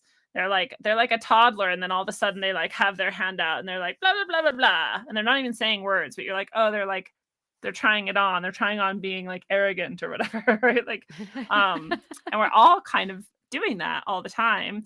There's nothing wrong with that. And then you get to the point, and this is like the fun stage with kids too, where they then start like developing their ideas and what if. This is actually what I loved most about teaching, because they're still in a place where they get to then construct and ask questions openly and safely. We get past that and then we tend to like shut it down and we're like, I'm this. And then we do it to each other. We're like, you're that, you're in this box. That's the identity you landed on. That's the message you landed on. And it drives me fucking crazy, right? Because people, especially smaller minded people, like have this, like, you are this one thing and that's what you are. So and even in this community, right? People will be like, oh, Lindsay, she's the spiritual one, right? She's the spiritual one. And I'm like, I mean, yeah, but like, then if I go out and I like do some comedy or like day zero, right? Nothing spiritual about day zero. Not that I don't also represent that sometimes, but like there's nothing spiritual about day zero. And then people may watch that and they'll be like, I thought you were spiritual. And I'm like, yeah, I'm that too. Then there's this thing where you can be like more than one aspect of being and in one being, and that it is, divine. I constructed that, created that, and I express that because that's who I actually am. But people have this like, you have to be the one thing. Chaney's that I don't even know what people would say because I don't have that mind anymore, but people are doing it Yeah. constantly, right? Yeah, oh yeah. Chaney's the this one. She's that Yeah. type. And it's kind of I think, we get lucky enough because we have such a great group of peers and a way to find each other now. So it's not just like Chaney's the crazy one and Lindsay's the crazy one and all these other groups of people are the crazy one online, but it is something so rad to me that we all are present in a space enough that, and this is why it's important, I think, that content is still put on these platforms, that I know we don't back the platform, but the content is there because it isn't just our peers finding us. It's kids that were just like us. And think of the brainwashing that we got from all these adults, all these bad ideas, all these horrible, just real polar ways of thinking. And think of how many crazy ideas and people and cool things and brilliant minds and cool personalities and how they're all communicating and there isn't hate in the room and they're not trolling each other and they're sharing ideas. All these people all actually think different things. I only thought there was two things to think, and there's 12 people in this room and they all think different things, and none of them really agree, but none of them hate each other, and they're all going to be here next week. This is crazy. And they're getting to see adults do this instead of these talking heads and these sitcoms that are like fake families, in the same way that no one needs to try to compare their life to the Cosbys and the Huxtable, the Roseanne or whatever it is on TV that we're all trying to mimic. We don't have to compare our lives to the Bradys anymore because we're all on each other's fake lives on Facebook, comparing ourselves to everybody's best moments and thumbs up. And, so I just So think, liberating. yeah, I know. It's just, I don't know. It's I think it's absolutely. pretty cool that we get to, maybe, yeah, we get to help each other heal and grow and change. But there is something so rad that we are getting to mold kids, like when they potentially go to their room at night, where me and you might have been like, I'm gonna sneak and watch some HBO real sex. They might be like, I'm gonna put on Rogue Ways, and they might be blowing their minds by stuff. We're real adults talking about real concepts and real things that they might be persecuted in their life for even thinking these things. And just knowing that it's out there and knowing that different people are out there, I think it's such a cool idea that kids are getting to see adults really live out the ideas of the fantasies. Like when me and you are like, I love laying under the stars and just staring and wishing and wondering. And they're like, oh, they still wonder I and want to wish try and that. dream about these same stars that I do too. So not every kid's locked on an iPad, but hopefully if they are, they're watching shows like this and bigger ideas and finding TikToks, like, like you're on TikTok and you can find a good algorithm. It just makes me really excited that it's not just the bullshit teachers that were the teachers that taught us and couldn't keep up. Like they're learning from us now too. That would be such an honor. I love imagining that actually. Like that, hey guys, if you're out there, like, we love you. Good job. You made it here. I sometimes think too, like if you can uh hang with something like the discussions we have with the various people we get to talk to, you're doing pretty fucking good. Like that's I'm not saying like I'm not trying to toot my own horn, but like genuinely we're like intelligent people and Even we have high like, levels of discernment. And so the things we talk about are often yeah, like, so that's pretty fucking rad. I would love that. like a 10-year-old would be crazy. A 15-year-old would be crazy. But even think like a 25-year-old gathering concept, like me at 25, how shallow I was, like the concepts in the world and what, like the view or what I thought it was or where I thought we could go or what I thought was possible and what I had rinsed out of me slowly from my quote unquote education to quote unquote make me smarter, who I was. And just if I would have watched this for 30 minutes then, and just it still would have been a bunch of seeds in my brain. Yeah. but just to know the ideas were out there. Like, really, Even like, we what? both talked about Zeitgeist and Alex Jones because the only concepts you could even like alternative ideas, that was it. You had That Art Bell and was. Alex Jones. And that was somehow enough. As I tell people too, I'm like, really? The thing that I think saved me and got me through all of that to here was just asking questions. That was it. Right? Being able to ask questions and then like think about the possible answers, but like not land on any of them as like the answer and just go, okay, maybe. And then like ask more questions and then just keep that's it. If you have that, I think you can go anywhere. That is the inner child though, right? It's just constant curiosity. Of like, I don't know, maybe that. What about this? What about that? I feel like that's why it's so fun to talk to you because you literally like answer everything with that. What if? What about this? And I'm like, that's the fucking shit. That's like what we all need to do more and more of. Um, It's it's nice to what have saves another the world. human that's in it, like, that's like, "Let's play with what ifs, let's do wonder." Like, we don't know everything in the world. Maybe we can't find anything, or let me look at my phone real quick and Google what you just said, and then what am I assuming that I'm finding? Why can't I trust your tools of discernment? Why do what makes this truth? Even though I'm reading it, okay, validated, but does it resonate? You're validated, but does it resonate? And so I think so much stuff, people are so, I would even say if it triggers you, you should probably that's where you need to look. That's Like if it's one of the exactly where you need to ideas of look. like the people where you're like, that person makes me my like an example of this would be Aleister Crowley for me. That used to be a trigger for me. And I'm glad I look into it. I'm glad I researched it. I'm glad I want to know all this stuff. It doesn't mean I have to take anything and do anything nefarious with it any more than I have to take learning about the Torah. And I don't have to do I don't have to do anything Christian to read the Bible. And so I feel like it used to be a trigger, but I needed to look. Like Yeah. I needed to look there. It like, oh, I needed these little pieces. The simulation theory used to be a trigger. And then I finally, this is so crazy, got a little bit, I think, of like the Hermeticism universe, like the Tree of Life, Taurus field universe. I feel like the simulation theory concept made me understand what the Hermetics were always trying to say about the expanding infinite plane. Hmm. Like, oh, I get it. It was like something of these two. Look how different these ideas are.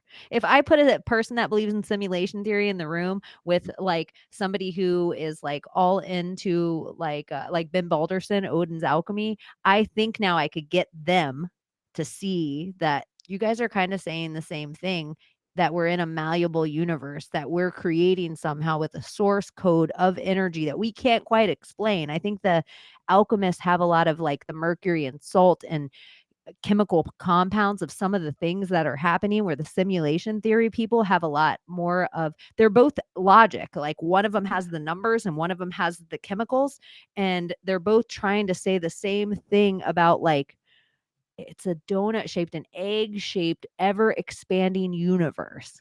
It's not that it's a computer, it's that we only have the language that the computer has so far given us to even have the concept to say these words. Because what the Hermetics have always been trying to say with this kind of huge idea of torus field Earth, um, it was almost like it took a computer to generate the graphics of doing it in a way to make human brain work like, oh. So but I don't feel like it's a new concept. I feel like they're kind of, one's the tail and one's the head, and they're both kind of saying the same thing. But it I couldn't have any cement shoes in either of those things, or I wouldn't have heard either of them.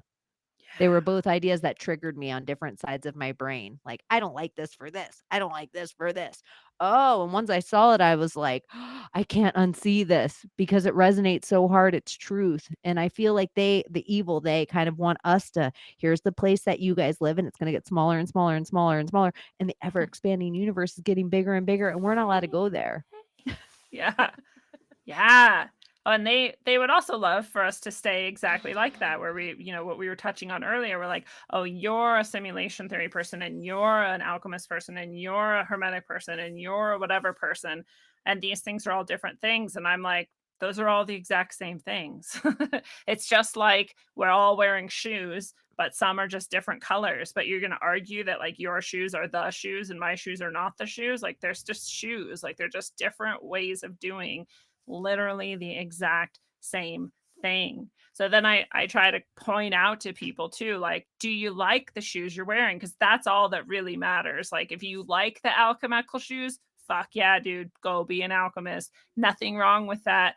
Also, not the only thing that's true, but nothing wrong with it, right? Do you like the fucking hermetic shoes? Wear the hermetic shoes. Are they comfortable for you? Do they get you further? Do you run faster in them? Can you jump higher? Can you dunk in them? Cool, those are the shoes for you. But like, don't pretend that those are the best shoes or the only shoes.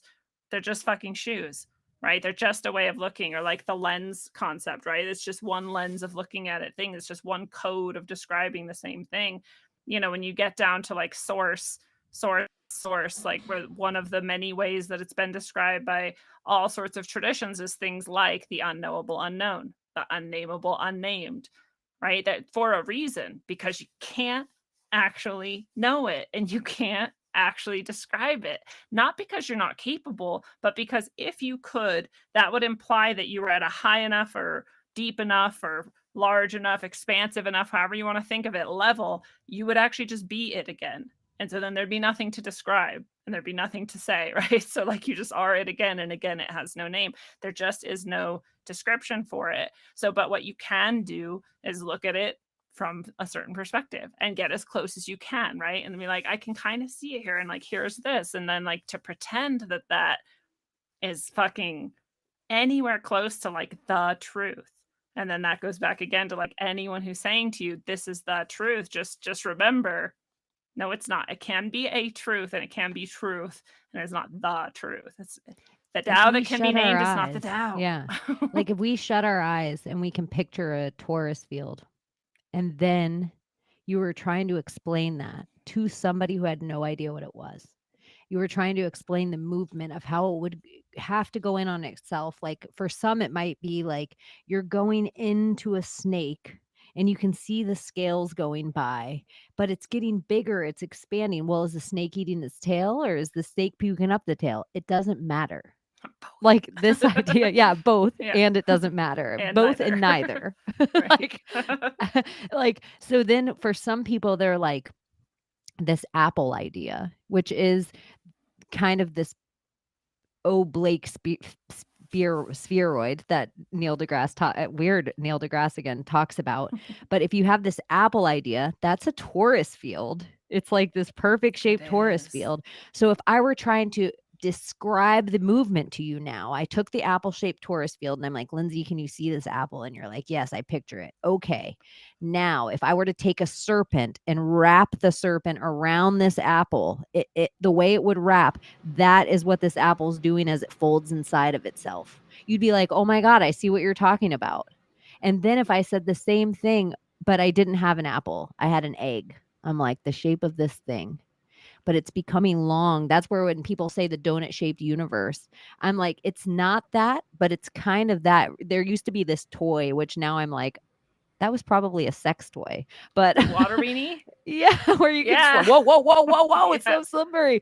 That's the shape of the universe, but I think it's kind of ever expanding and ever getting bigger, which then makes something so much cooler to me in the concept of if you can picture the Milky Way galaxy, if that's this rift that either everything's coming out of it or everything's going into it, but it doesn't matter what one's happening. So we have these certain fixed stars that are always in front of us. Like no matter what, when we're looking up, it's always kind of in front of us. So is the world expanding out behind us? And it's just the concept of it. I'm like, what if now, if we take this whole polarity and let's just say the Catholic Church, this evil temple that we are like, look it's a serpent's head. It's a serpent's head. The Pope standing inside a serpent's head. Is it, or is this a depiction of what our universe is doing. Like we have the sun on one side and the moon on the other with the Milky Way as the mouth. And is the snake looking at you, or are you looking at the snake? Is the snake eating the tail or puking up the tail? And if you kind of look at that image of that church in the front of it, you can't tell if it's coming at you or going away from you. And that is, I'm like, holy shit, it's an Ouroboros. That's exactly what they're, in the same way as God touching the human brain on the roof of is the church a big secret society that's trying to put truths in plain sight for people to get them? Like, you have to get past the rhetoric of but it's there. The telescopes are there and the things are there. And, we're just led to believe everything's so evil, but maybe you just don't have the eyes to see it yet. Yeah. I But really it's feel just that a way, bunch of same actually. Like, symbols. yeah. And all these symbols too, like, then people are led to believe like this is evil. Like, people think like one eye is evil, or they think the pyramid is evil, or the eye in the pyramid is evil. And I'm like, none of these things are evil. Or they're like, Baphomet is evil. It's not evil. Lucifer is evil. Not evil. Satan is evil, I guess, only because Satan like literally means the adversary. So at least if you're thinking of things in terms of good and evil, he's the one that's adversarial towards good. So sure. But like, but even that is like, it's a symbol. It just means something. And that in itself is neutral. And you then get to like attach whatever you want to it. So some people are using it in what we would decide is an evil way. Our discernment and our values and our morals say like, that's not okay with me. Like, it's not okay that you kill and eat babies, right? That's evil. I call that evil. Yeah, that's where I draw the line. Right. But the baby isn't a symbol, it's a living being, right? So it's different than, but like, then to say like the symbols therefore that you use or have ever used are all dark. No, that's like saying the number 1 is evil, right? They also use ones. So is that evil? Like, no, they use all symbols actually, because they just are things that represent objective truth to some degree, right? They represent that. So I like the question too, though, like, have they been perhaps always trying to wake us up by placing these symbols around? I don't know for sure, right? That it would, but like at the very least, they don't hide it from us. They're not hiding the symbols, and they're not even really hiding the meanings of them. But I don't know that it's for our benefit, or that they're just like, no, this is just what we do. Like, who cares if you see it or not? And they can steal symbols all they want. Sometimes I think, like, even the word, Nazi. They're Nazi, Nazi, Nazi, Nazi. They dilute it. It loses all its meaning. It becomes a thing. But to me, it's like, oh, these things don't see. They don't see, and they don't feel, and they don't smell, and they don't taste. They don't see. They're Nazis. And then so it's like interesting, all the words with sight that they put in our zeitgeist for us to say, and that seem like their things. So parasites. I'm like, parasite seems like them. Is that one eye symbolism again? Like, is a worm? I was just thinking of parasite today and like the etymology of it and what it would mean. And it's so funny you bring that up. Like parachute, is that one shoot? Para is like outside of or beyond, right? I don't know. I tend to always look up the Latin etymology of everything. Like, I tend to always lean, because I feel like so much of them is our New World Order. So I feel like we speak in their tongue. So I was thinking of words like periscope. And so periscope is one-eyed symbolism. So I was like, a parasite, in the way that Heidi Klum looks in that outfit, it is like, do they have one eye? Like, does a parasite have one eye? Is it just one eye at the top? Is it a worm with one eye? And then I was thinking, is our brain a worm with one eye? Well, like, yeah, right. Our spinal column is like the worm, and the brain is like the head, and then the fucking pineal gland is like literally the internal eye. I can't. I don't know, but it's just these words that seem to be like so obvious. Like, oh, we're going to give them a coronavirus. It has nothing to do with, it's a crown virus. They just brainwashed you. And I think all viruses have only ever been brainwashing. Like, they're more energetic than anything else and non-physical. Para beyond, outside of, or alongside And then sight is like location, SITE, sight is location. So it's like a So location outside alongside sight, you. if they were Nazis, would parasites give them sight inside you? Would they be Haha. using you? If they could put enough parasites in you, could they use your creative abilities, your sight, your smell, your sound, your taste, all these senses? Could they use your senses as their currency? Could they use your dollars and senses to make their cryptocurrency? Yeah. Well, this is what I actually think is happening. And when we're saying, like, I don't know, what are they? Are they aliens? Are they, external? Are they something? And I'm like, I just feel throughout time have gathered the enough like hints that it seems the most likely to me that they're just us, but they've like been twisted beyond belief. Like if you can imagine yourself having so many times chosen the numb that the so objective that it is dissociated over and over and over, and rejecting yourself over and over and over, that eventually you would become this like just fucking I don't know, immoral or maybe just amoral vessel of stagnant energy that is no longer connected to source at all. Because what are we really? We're just like source energy having this like density at this moment, right? And I you're have a so question like for separate you. from source that you need us to see, right? And you need the parasites in us so that you can like get back to that source energy and siphon some of it off for yourself. What's the question? Okay. I know. Now I'm like, I lost it because I was also listening to the rest of your thought. And so I'm like, um, when is, because there just seems like there would be such a fine line. And I do feel like a big part of my own healing, but I think um, witnessing, for me, it was women, to see the example of them being observatory of their own emotions in that kind of way and like let them flow through them. Don't you think there's such a fine line between being an observer and actually disassociating? Yeah, exceptionally Like, so. That's what I was describing earlier about the pain, right? And that I can be just an observer of it, but it is different from the times that I've dissociated. And this is part of why I'm really grateful, actually, that I have had the experience of actual PTSD and CPTSD, because I know very distinctly what it is like to dissociate. It's very clear to me what that means energetically and what it feels like, and what it is even like I guess I'll say cognitively or sensorially, right? To dissociate is literally the experience of like not being you and not recognizing yourself and not even feeling like this is you, and therefore being able to be separate from what is actually you. Then this observing thing is like I'm not in rejection of the pain, right? I'm not saying that's not me. I'm not unwilling to be associated with it or accept it. I'm simply saying I see you, I understand you exist, and right now I'm just choosing not to be in that experience. Like I mhm. recognize the pain, and then the pain just like it's still there. I don't even know how to describe it to people because they're like, does it not hurt? No, it still hurts. I'm just not like giving it attention. I'm not sitting in it. I'm not dwelling in it.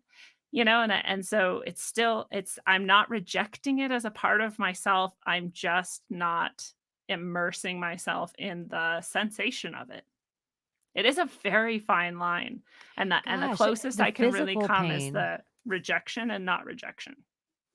Yeah, you just put it in a whole different perspective talking about it in physical pain. I was just thinking of emotional, like observing my emotional trauma or disassociating from it, and the difference of that, but putting it in the physical pain made it definitely like a more feasible, like sometimes I observe my pain.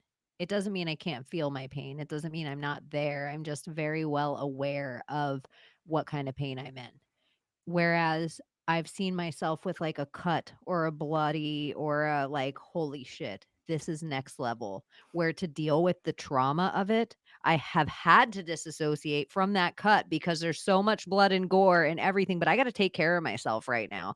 So I Yeah. actually have to disassociate myself from it before I can observe sitting in it.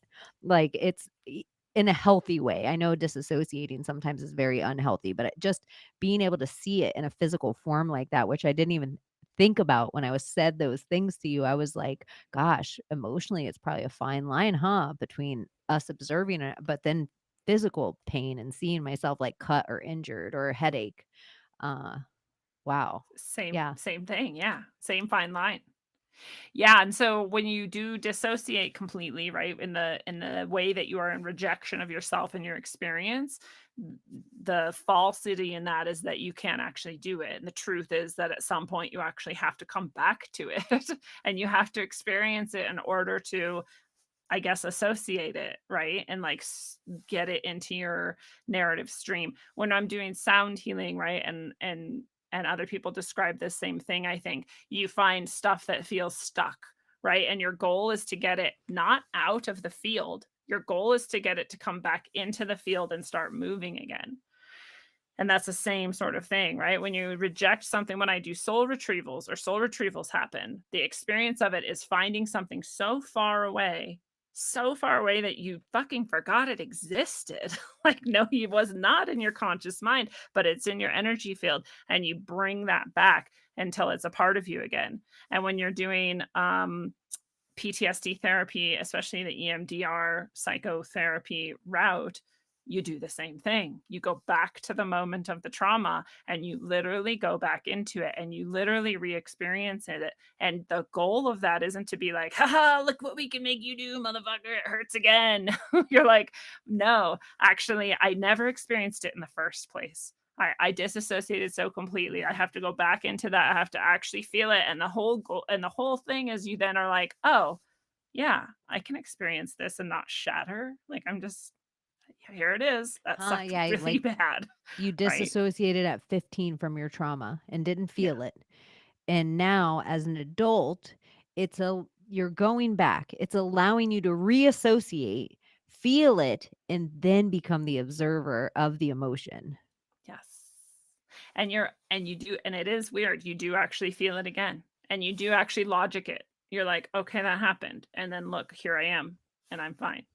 I'm Yeah, okay. I've had a few It friends was that have okay. done this, and it's really worked for them in a way that I've have enough people in my real life, close and afar, that have all done this light therapy thing. And the amount of some of them have told me stories about themselves. They had no memory of the story, but they knew the emotion once it hit.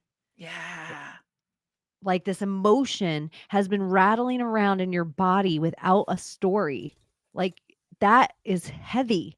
Like it's always there, this little emotion, this little tipping point, and you just didn't even have the story for the emotion. That is Yes. crazy. It's That fucking sometimes just to crazy. have the whole explanation makes everything different. You're just like, "Oh, okay. That's what happened, and it was like this. It's sequential, it makes sense," right? Even if you can't, like, fathom why this person did this to you or whatever else, it's not the point. It makes sense what happened. It's just sensorily, it isn't an organized narrative, and you've now observed and felt all of it, and now your brain can let it go. Right? And that's actually what you have to do. So it's interesting to me that all these different therapies do the exact same thing. I had a guy come to one of the presentations I gave at a conference or whatever, and he was like, I was talking about meditation and some of these things we're talking about right now. And he asked me, he's like, well, I'm in sort of like a Jungian psychotherapy background. And don't, it's really weird. Like we seem to be doing the same things. Do you feel like we're doing the same things? And I'm like, oh, we're doing the same things. Yeah. Like, and so is sound healing. And so is, I don't know, you said light therapy. I don't actually know what that is, but that's also doing this, right? And people use other kinds of frequency type therapies and those are doing this too. And we're doing this even when we talk to people about it. When we're like, look, this Mm. thing happened to me. I want to tell you about it. We're doing that because we're like, I need to like put it in narrative. I need to understand what happened. I need to see it sequentially. I need to understand that I'm still okay. And you're just here helping me out, helping me do that. And that's what we're doing for each other. Um, And even so these this is microphones, like your audience, like you'll yes. end up with a story or they'll ask you a question. You end up on a tangent about something you haven't thought about in so long. And then the conversation and the reach out and the connections that you make, and people are like, I'm so glad you said that thing. I can't believe you said Yes. that thing. And you're like, I didn't even anticipate saying that thing. I've never even said that thing out loud to anyone ever before. I thought it was an unimportant thing, but then it becomes a thing. like a I Yeah. don't know. It's pretty amazing. It's church. Yeah. We're at church. Healing our inner Absolutely. children. But It what was even the healing our inner children, what is adult? Adult. why can't we children forever? Adult. I think that's like the goal actually, is to go back to being exactly I think we came in fucking perfect. And then we got like all the twisting, right? Or all the like other energy came in and we were like, ah, fuck this shit. And we're like just trying to like heal it, like deal with it, get it in the flow so that it can just flow, flow, flow and not be stuck so that we can be like, okay, this is what I fucking came here for. Actually, this is actually how I was. I don't know. Sometimes when I go back to my inner child, that's how it definitely feels. Like my young self knew exactly what the fuck this whole thing was Do and you what we think were we were doing. way more powerful manifestors when we were children and didn't even realize it? Like, even the idea that Christmas came every year, maybe we were manifesting it. Like, maybe they have Yeah. us manifesting some crazy ass shit and we don't even know as kids. And so if they, like I like, kids in tunnels, Epstein Island, kids in tunnels, like I always say, like, why don't you start by saving the kid in the tunnel inside you? And then Yes, we'll I love work on that. the other kids in the tunnel. Like, because we all have these, like, go back to the idea of what you used to daydream about. It's so crazy. Like, the first thing I ever wanted to be, astronaut. First thing ever. Second thing I ever wanted to be, oceanographer. The Hmm. opposite of NASA. I did the opposite of NASA because they were an Yeah. ocean agency and then a space agency. I was like, oh my gosh, space. And then I heard once, we've discovered even less of the oceans. And I was Ooh, like, it was like we all have this inner pirate in our children. Like, what? Undiscovered things. I think that's I why love they that. are so busy telling us just with the same thing we argue about people in our own community or people on the line or people in our families. They've told us they know everything. They've legitimately told the world they know everything. So now all our job is to show that we're smart is to learn the things they said are the true things. Whether or not they resonate doesn't matter. And so it's like there's nothing left to discover. God, how soul killing is that?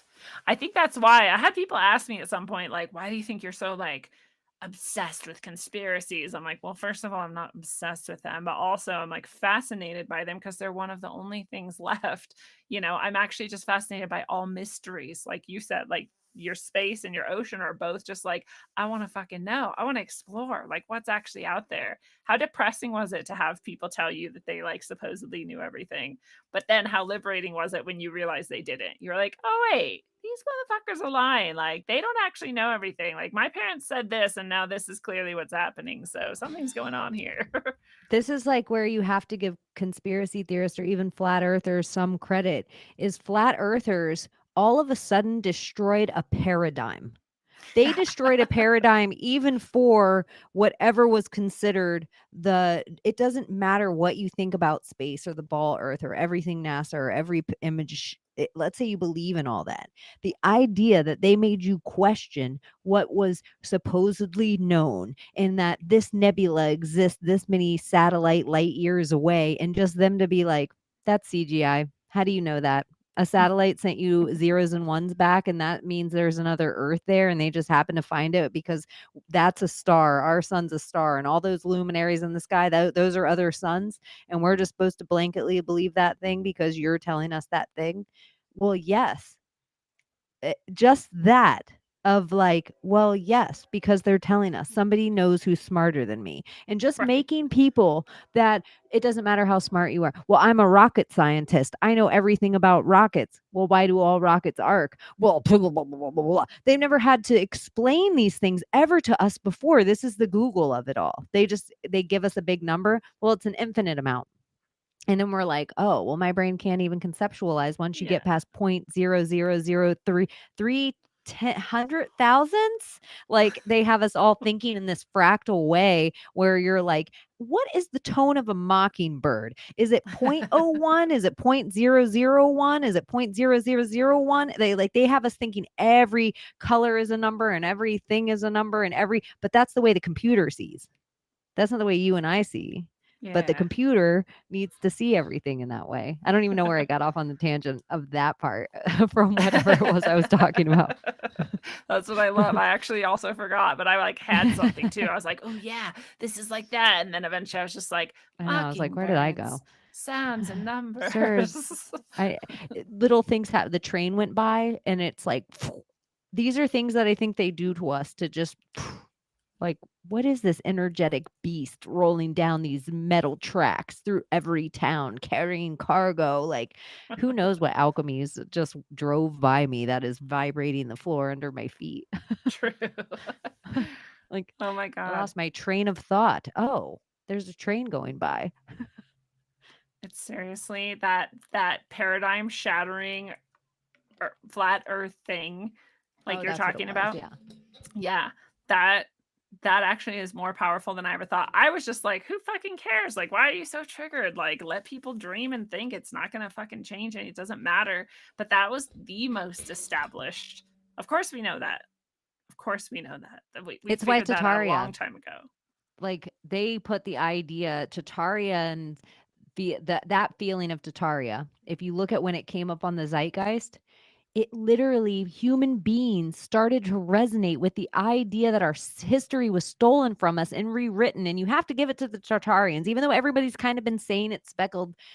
The people with this concept where they were putting buildings and images and all over the world this together to kind of give you the idea that history is stolen right before they try to reset that shit on us and we have a Yeah. memory of it. Like, it's like even everybody came with their whatever their tools were telling them for paradigm breaking information. Like, the QAnons, the idea that there might be powerful people that might actually have your best interest at heart, crazy. It's concept breaking. It's a paradigm shift. But it's like, if you look at these big paradigm shift ideas that all happened in the same 4-year period of time, here me and you are for the last 20 years, we've been chilling with Alex Jones, 9/11's inside job, Sandy Hook, the frogs are gay, the same kind of ideas of that we were repeating over and over again. And then all of a sudden, in the same 4-year period of time, here's these huge paradigm shifting ideas.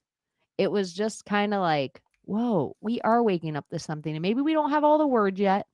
And maybe we don't all agree yet. And maybe we haven't, we can't see quite through the murky watercolors. That's our dreams right now. But they're coming in and we are changing things and we are getting our story together. Like, something you're even hearing it like start to repeat where people are like, I think America might be where we all came from. Maybe Egypt's a lie. Maybe Africa's a lie. People are, even just normal people are like, huh, isn't it weird that that one star always stays in the same spot? Huh. Did you guys know NASA was Nazis? Like, oh, who's Walt Disney? It's just these like little weird things that this all came from somewhere, these paradigm shifting ideas. So I just feel like we are in a paradigm shift. It's fun to be Yes. alive during it.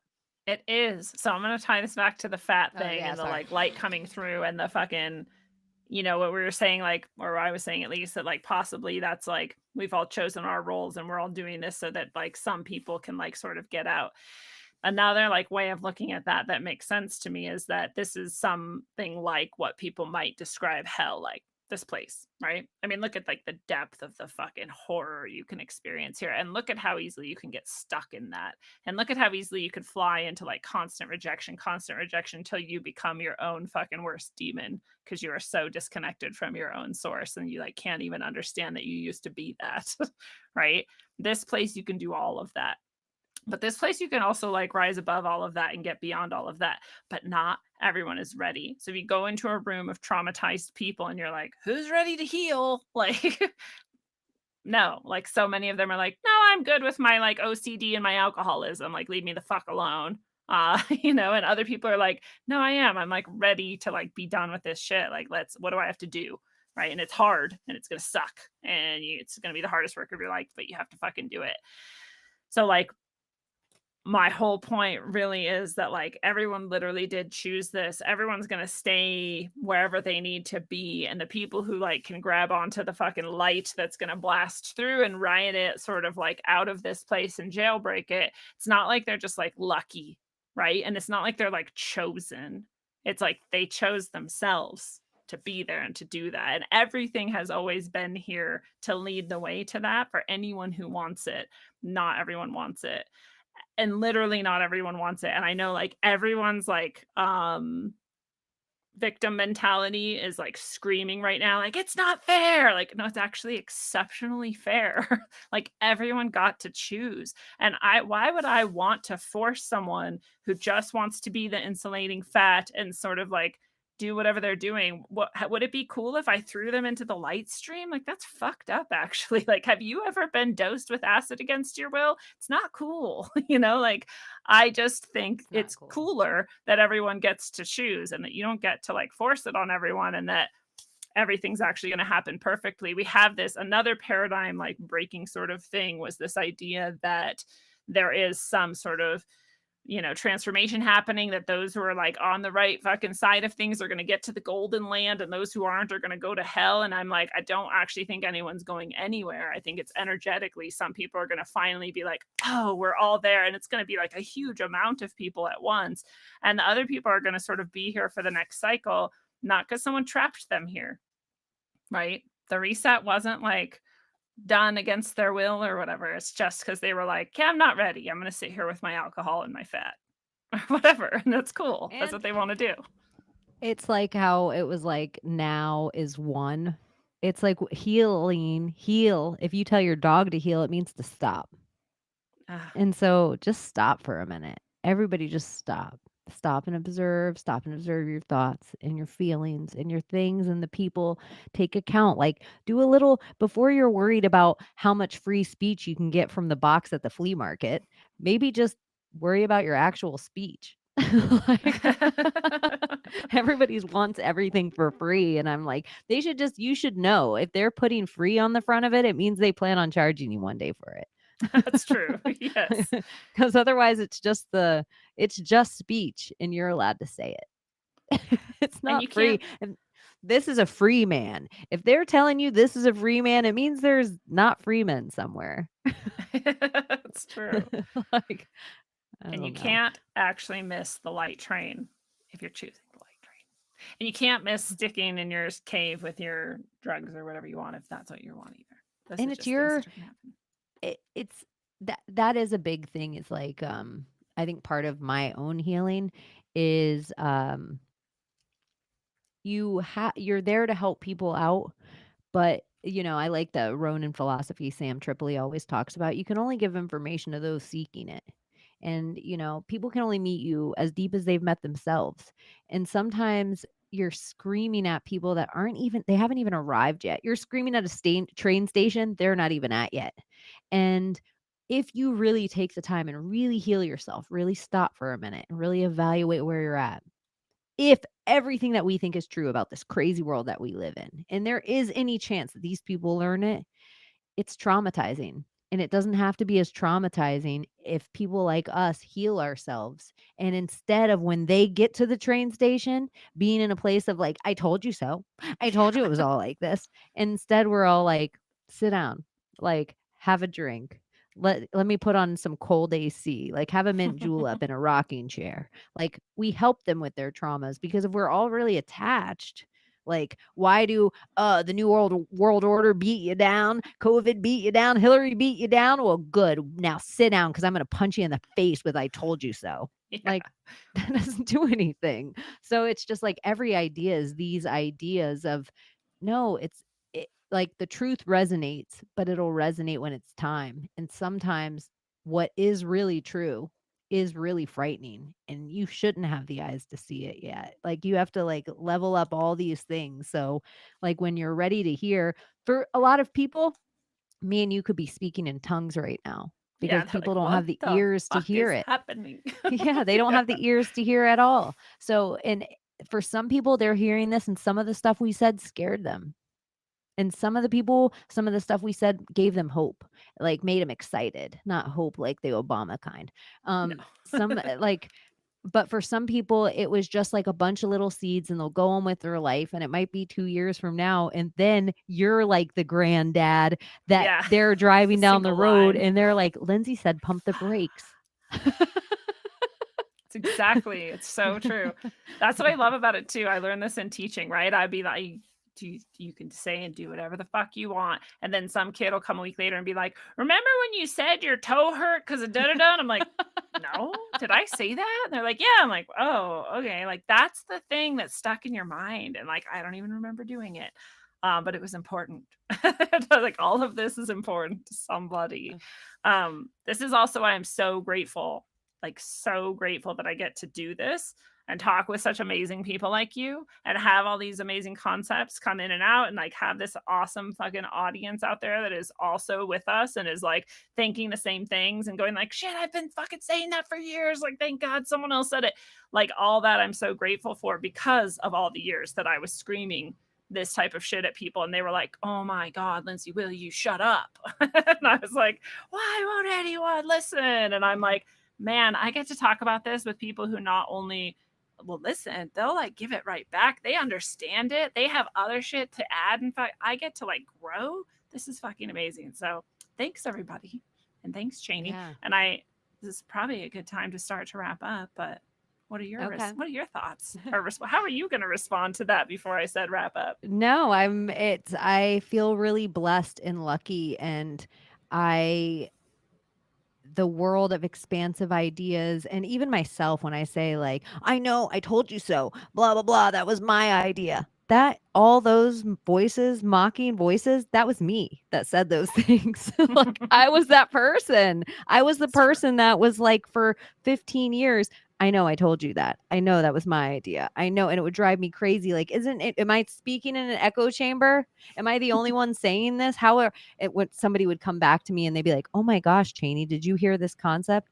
Yeah, I've literally been telling you it for over 2 years. And now you're repeating. It was like so infuriating.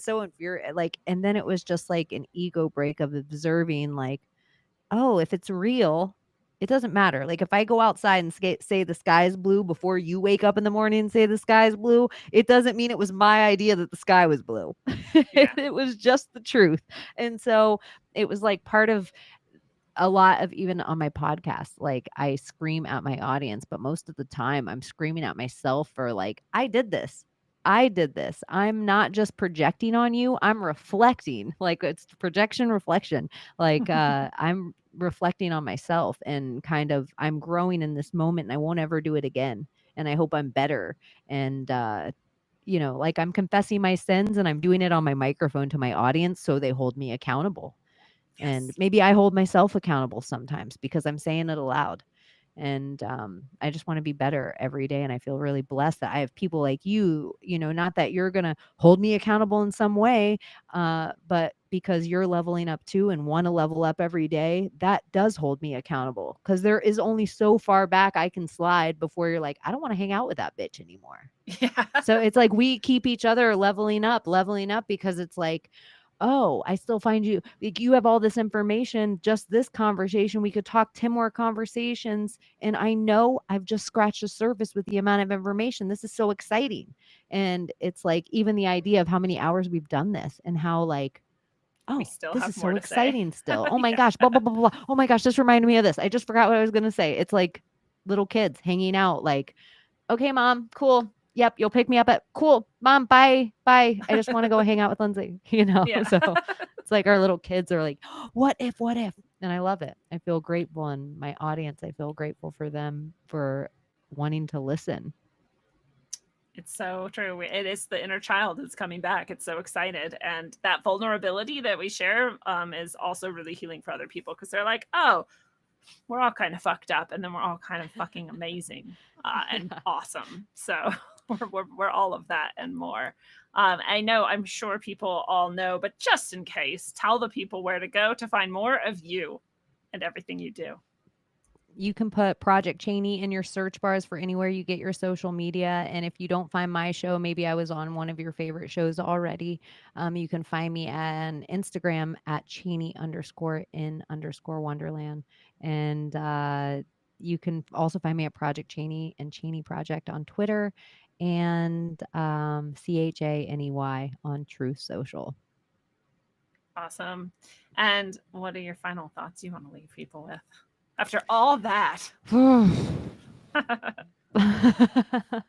how could you ever top it? It's kind of perfect. Everybody is talking about it. If everybody, your CNN and your Fox News and your Project Chaney and your Rogue Ways, If everybody's talking about it, it is probably the golden carrot meant for you to talk about. So the Kanye Wests and the Elon Musks and the Donald Trumps and the whoever the names of these golden carrots that we're all meant, these golden orange men bad, that we're all meant to chase around a track. That's why I think we need to kind of not just dissect them forward and not just look backward at who they are, who they've hung out with. We've always learned these little tropes, and Alex Jones thing in your head, like your grandfather pumping the brakes, follow the money. These things, like, remember these things. And even if somebody feels really good, oh, wouldn't it be so nice if, Kanye West was really out there saying these, but contracts and masters and record labels and clothing designers and all these things are all the same things to brainwash you. And so sometimes they're just trading real estate. They're just doing the exact same thing, but it's just an idea instead. So I just think if me and you are saying anti-Zionist stuff, it's easier to put what kind of words fit a narrative on these people. But so they have to take a further thing. But what about if the black man says it? Then we definitely need some safety structures, because it's not just these evil they saying it. It's also all the way out here saying it. So I just think sometimes when it feels too good to be true, back up and just watch it unfold, because both those things are probably your enemy. And when the enemy is destroying itself, just stand back and watch. Like, don't get involved. Beautiful truth. And even if Kanye felt like he was doing this genuinely and really, really means it, that doesn't mean they're not using it to their benefit. Well, they only tell you what they want to tell you out of it. That's absolutely. Such a beautiful time, fellow travelers of the path. It is a beautiful thing. And this has been your analog, electric, concentric dose of wisdom, according to the vampire slayer herself, Project Chaney. Chaney, thank you as always for being here. It's always awesome. I always go way past my stop time that I had in my head because I just can't stop talking to you. So thanks for being awesome and being you and being here. I can't believe how it's time travel every time. Every time. I'm like, we just started. Oh my God, it's been 2.5 hours. Thank you for having me. Thank you for being here. And there's a season for everything, and everything occurs in perfect time. If we are worried or scared about the future, we're simply creating worry and fear for ourselves, and still we won't change the appointed time. If we are instead aware that sometimes what is ill or twisted comes towards us, but that always we have received exactly what we needed, exactly when we needed it, in order to continue ever onwards and upwards, then we begin to master ourselves and this movement through the time thing we are waiting around in down here on Earth. Don't let it get to you, especially not when the controllers change your clock from the natural to the ever measured and unnatural. Be the moment that brings perfection to your future. And until you nail it, travel well, aim for balance, and always look inside first.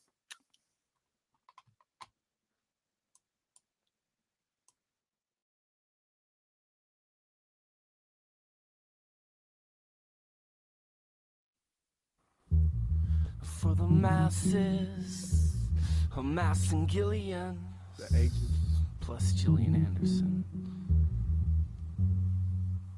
the aged astronaut with a patent and pen, time to ascend beyond love and friends, taking it back to the galaxy, too pure to contemplate fallacy. The ancient astronaut with a patent and pen, time to ascend beyond love and friends, take it back to the galaxy, too pure to contemplate fallacy. Tipping the chalice link to the higher planes, still the transplant with no name and no game. The brain of human complexity avoids me.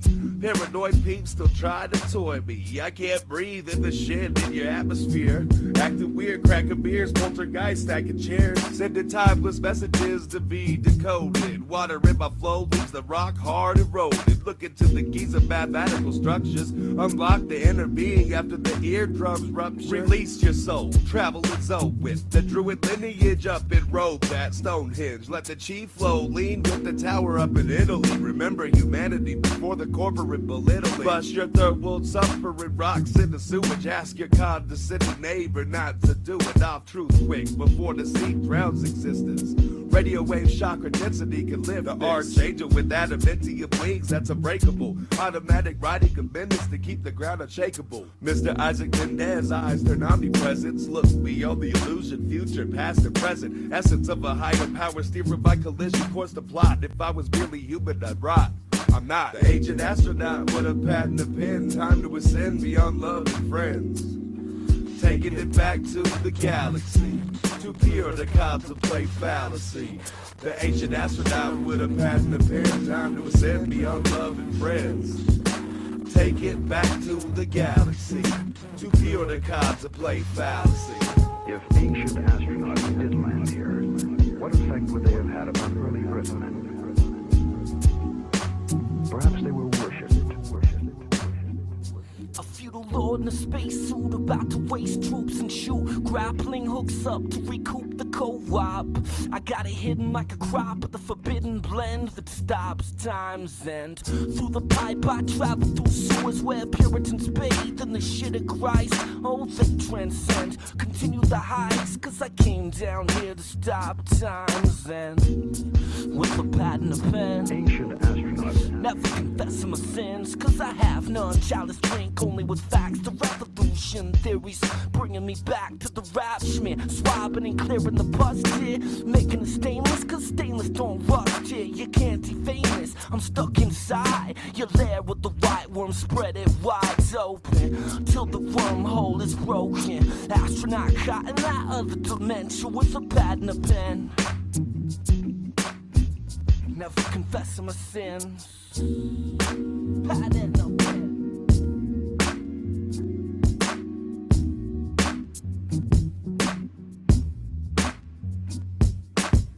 I always felt that man is a stranger on this planet. A total stranger.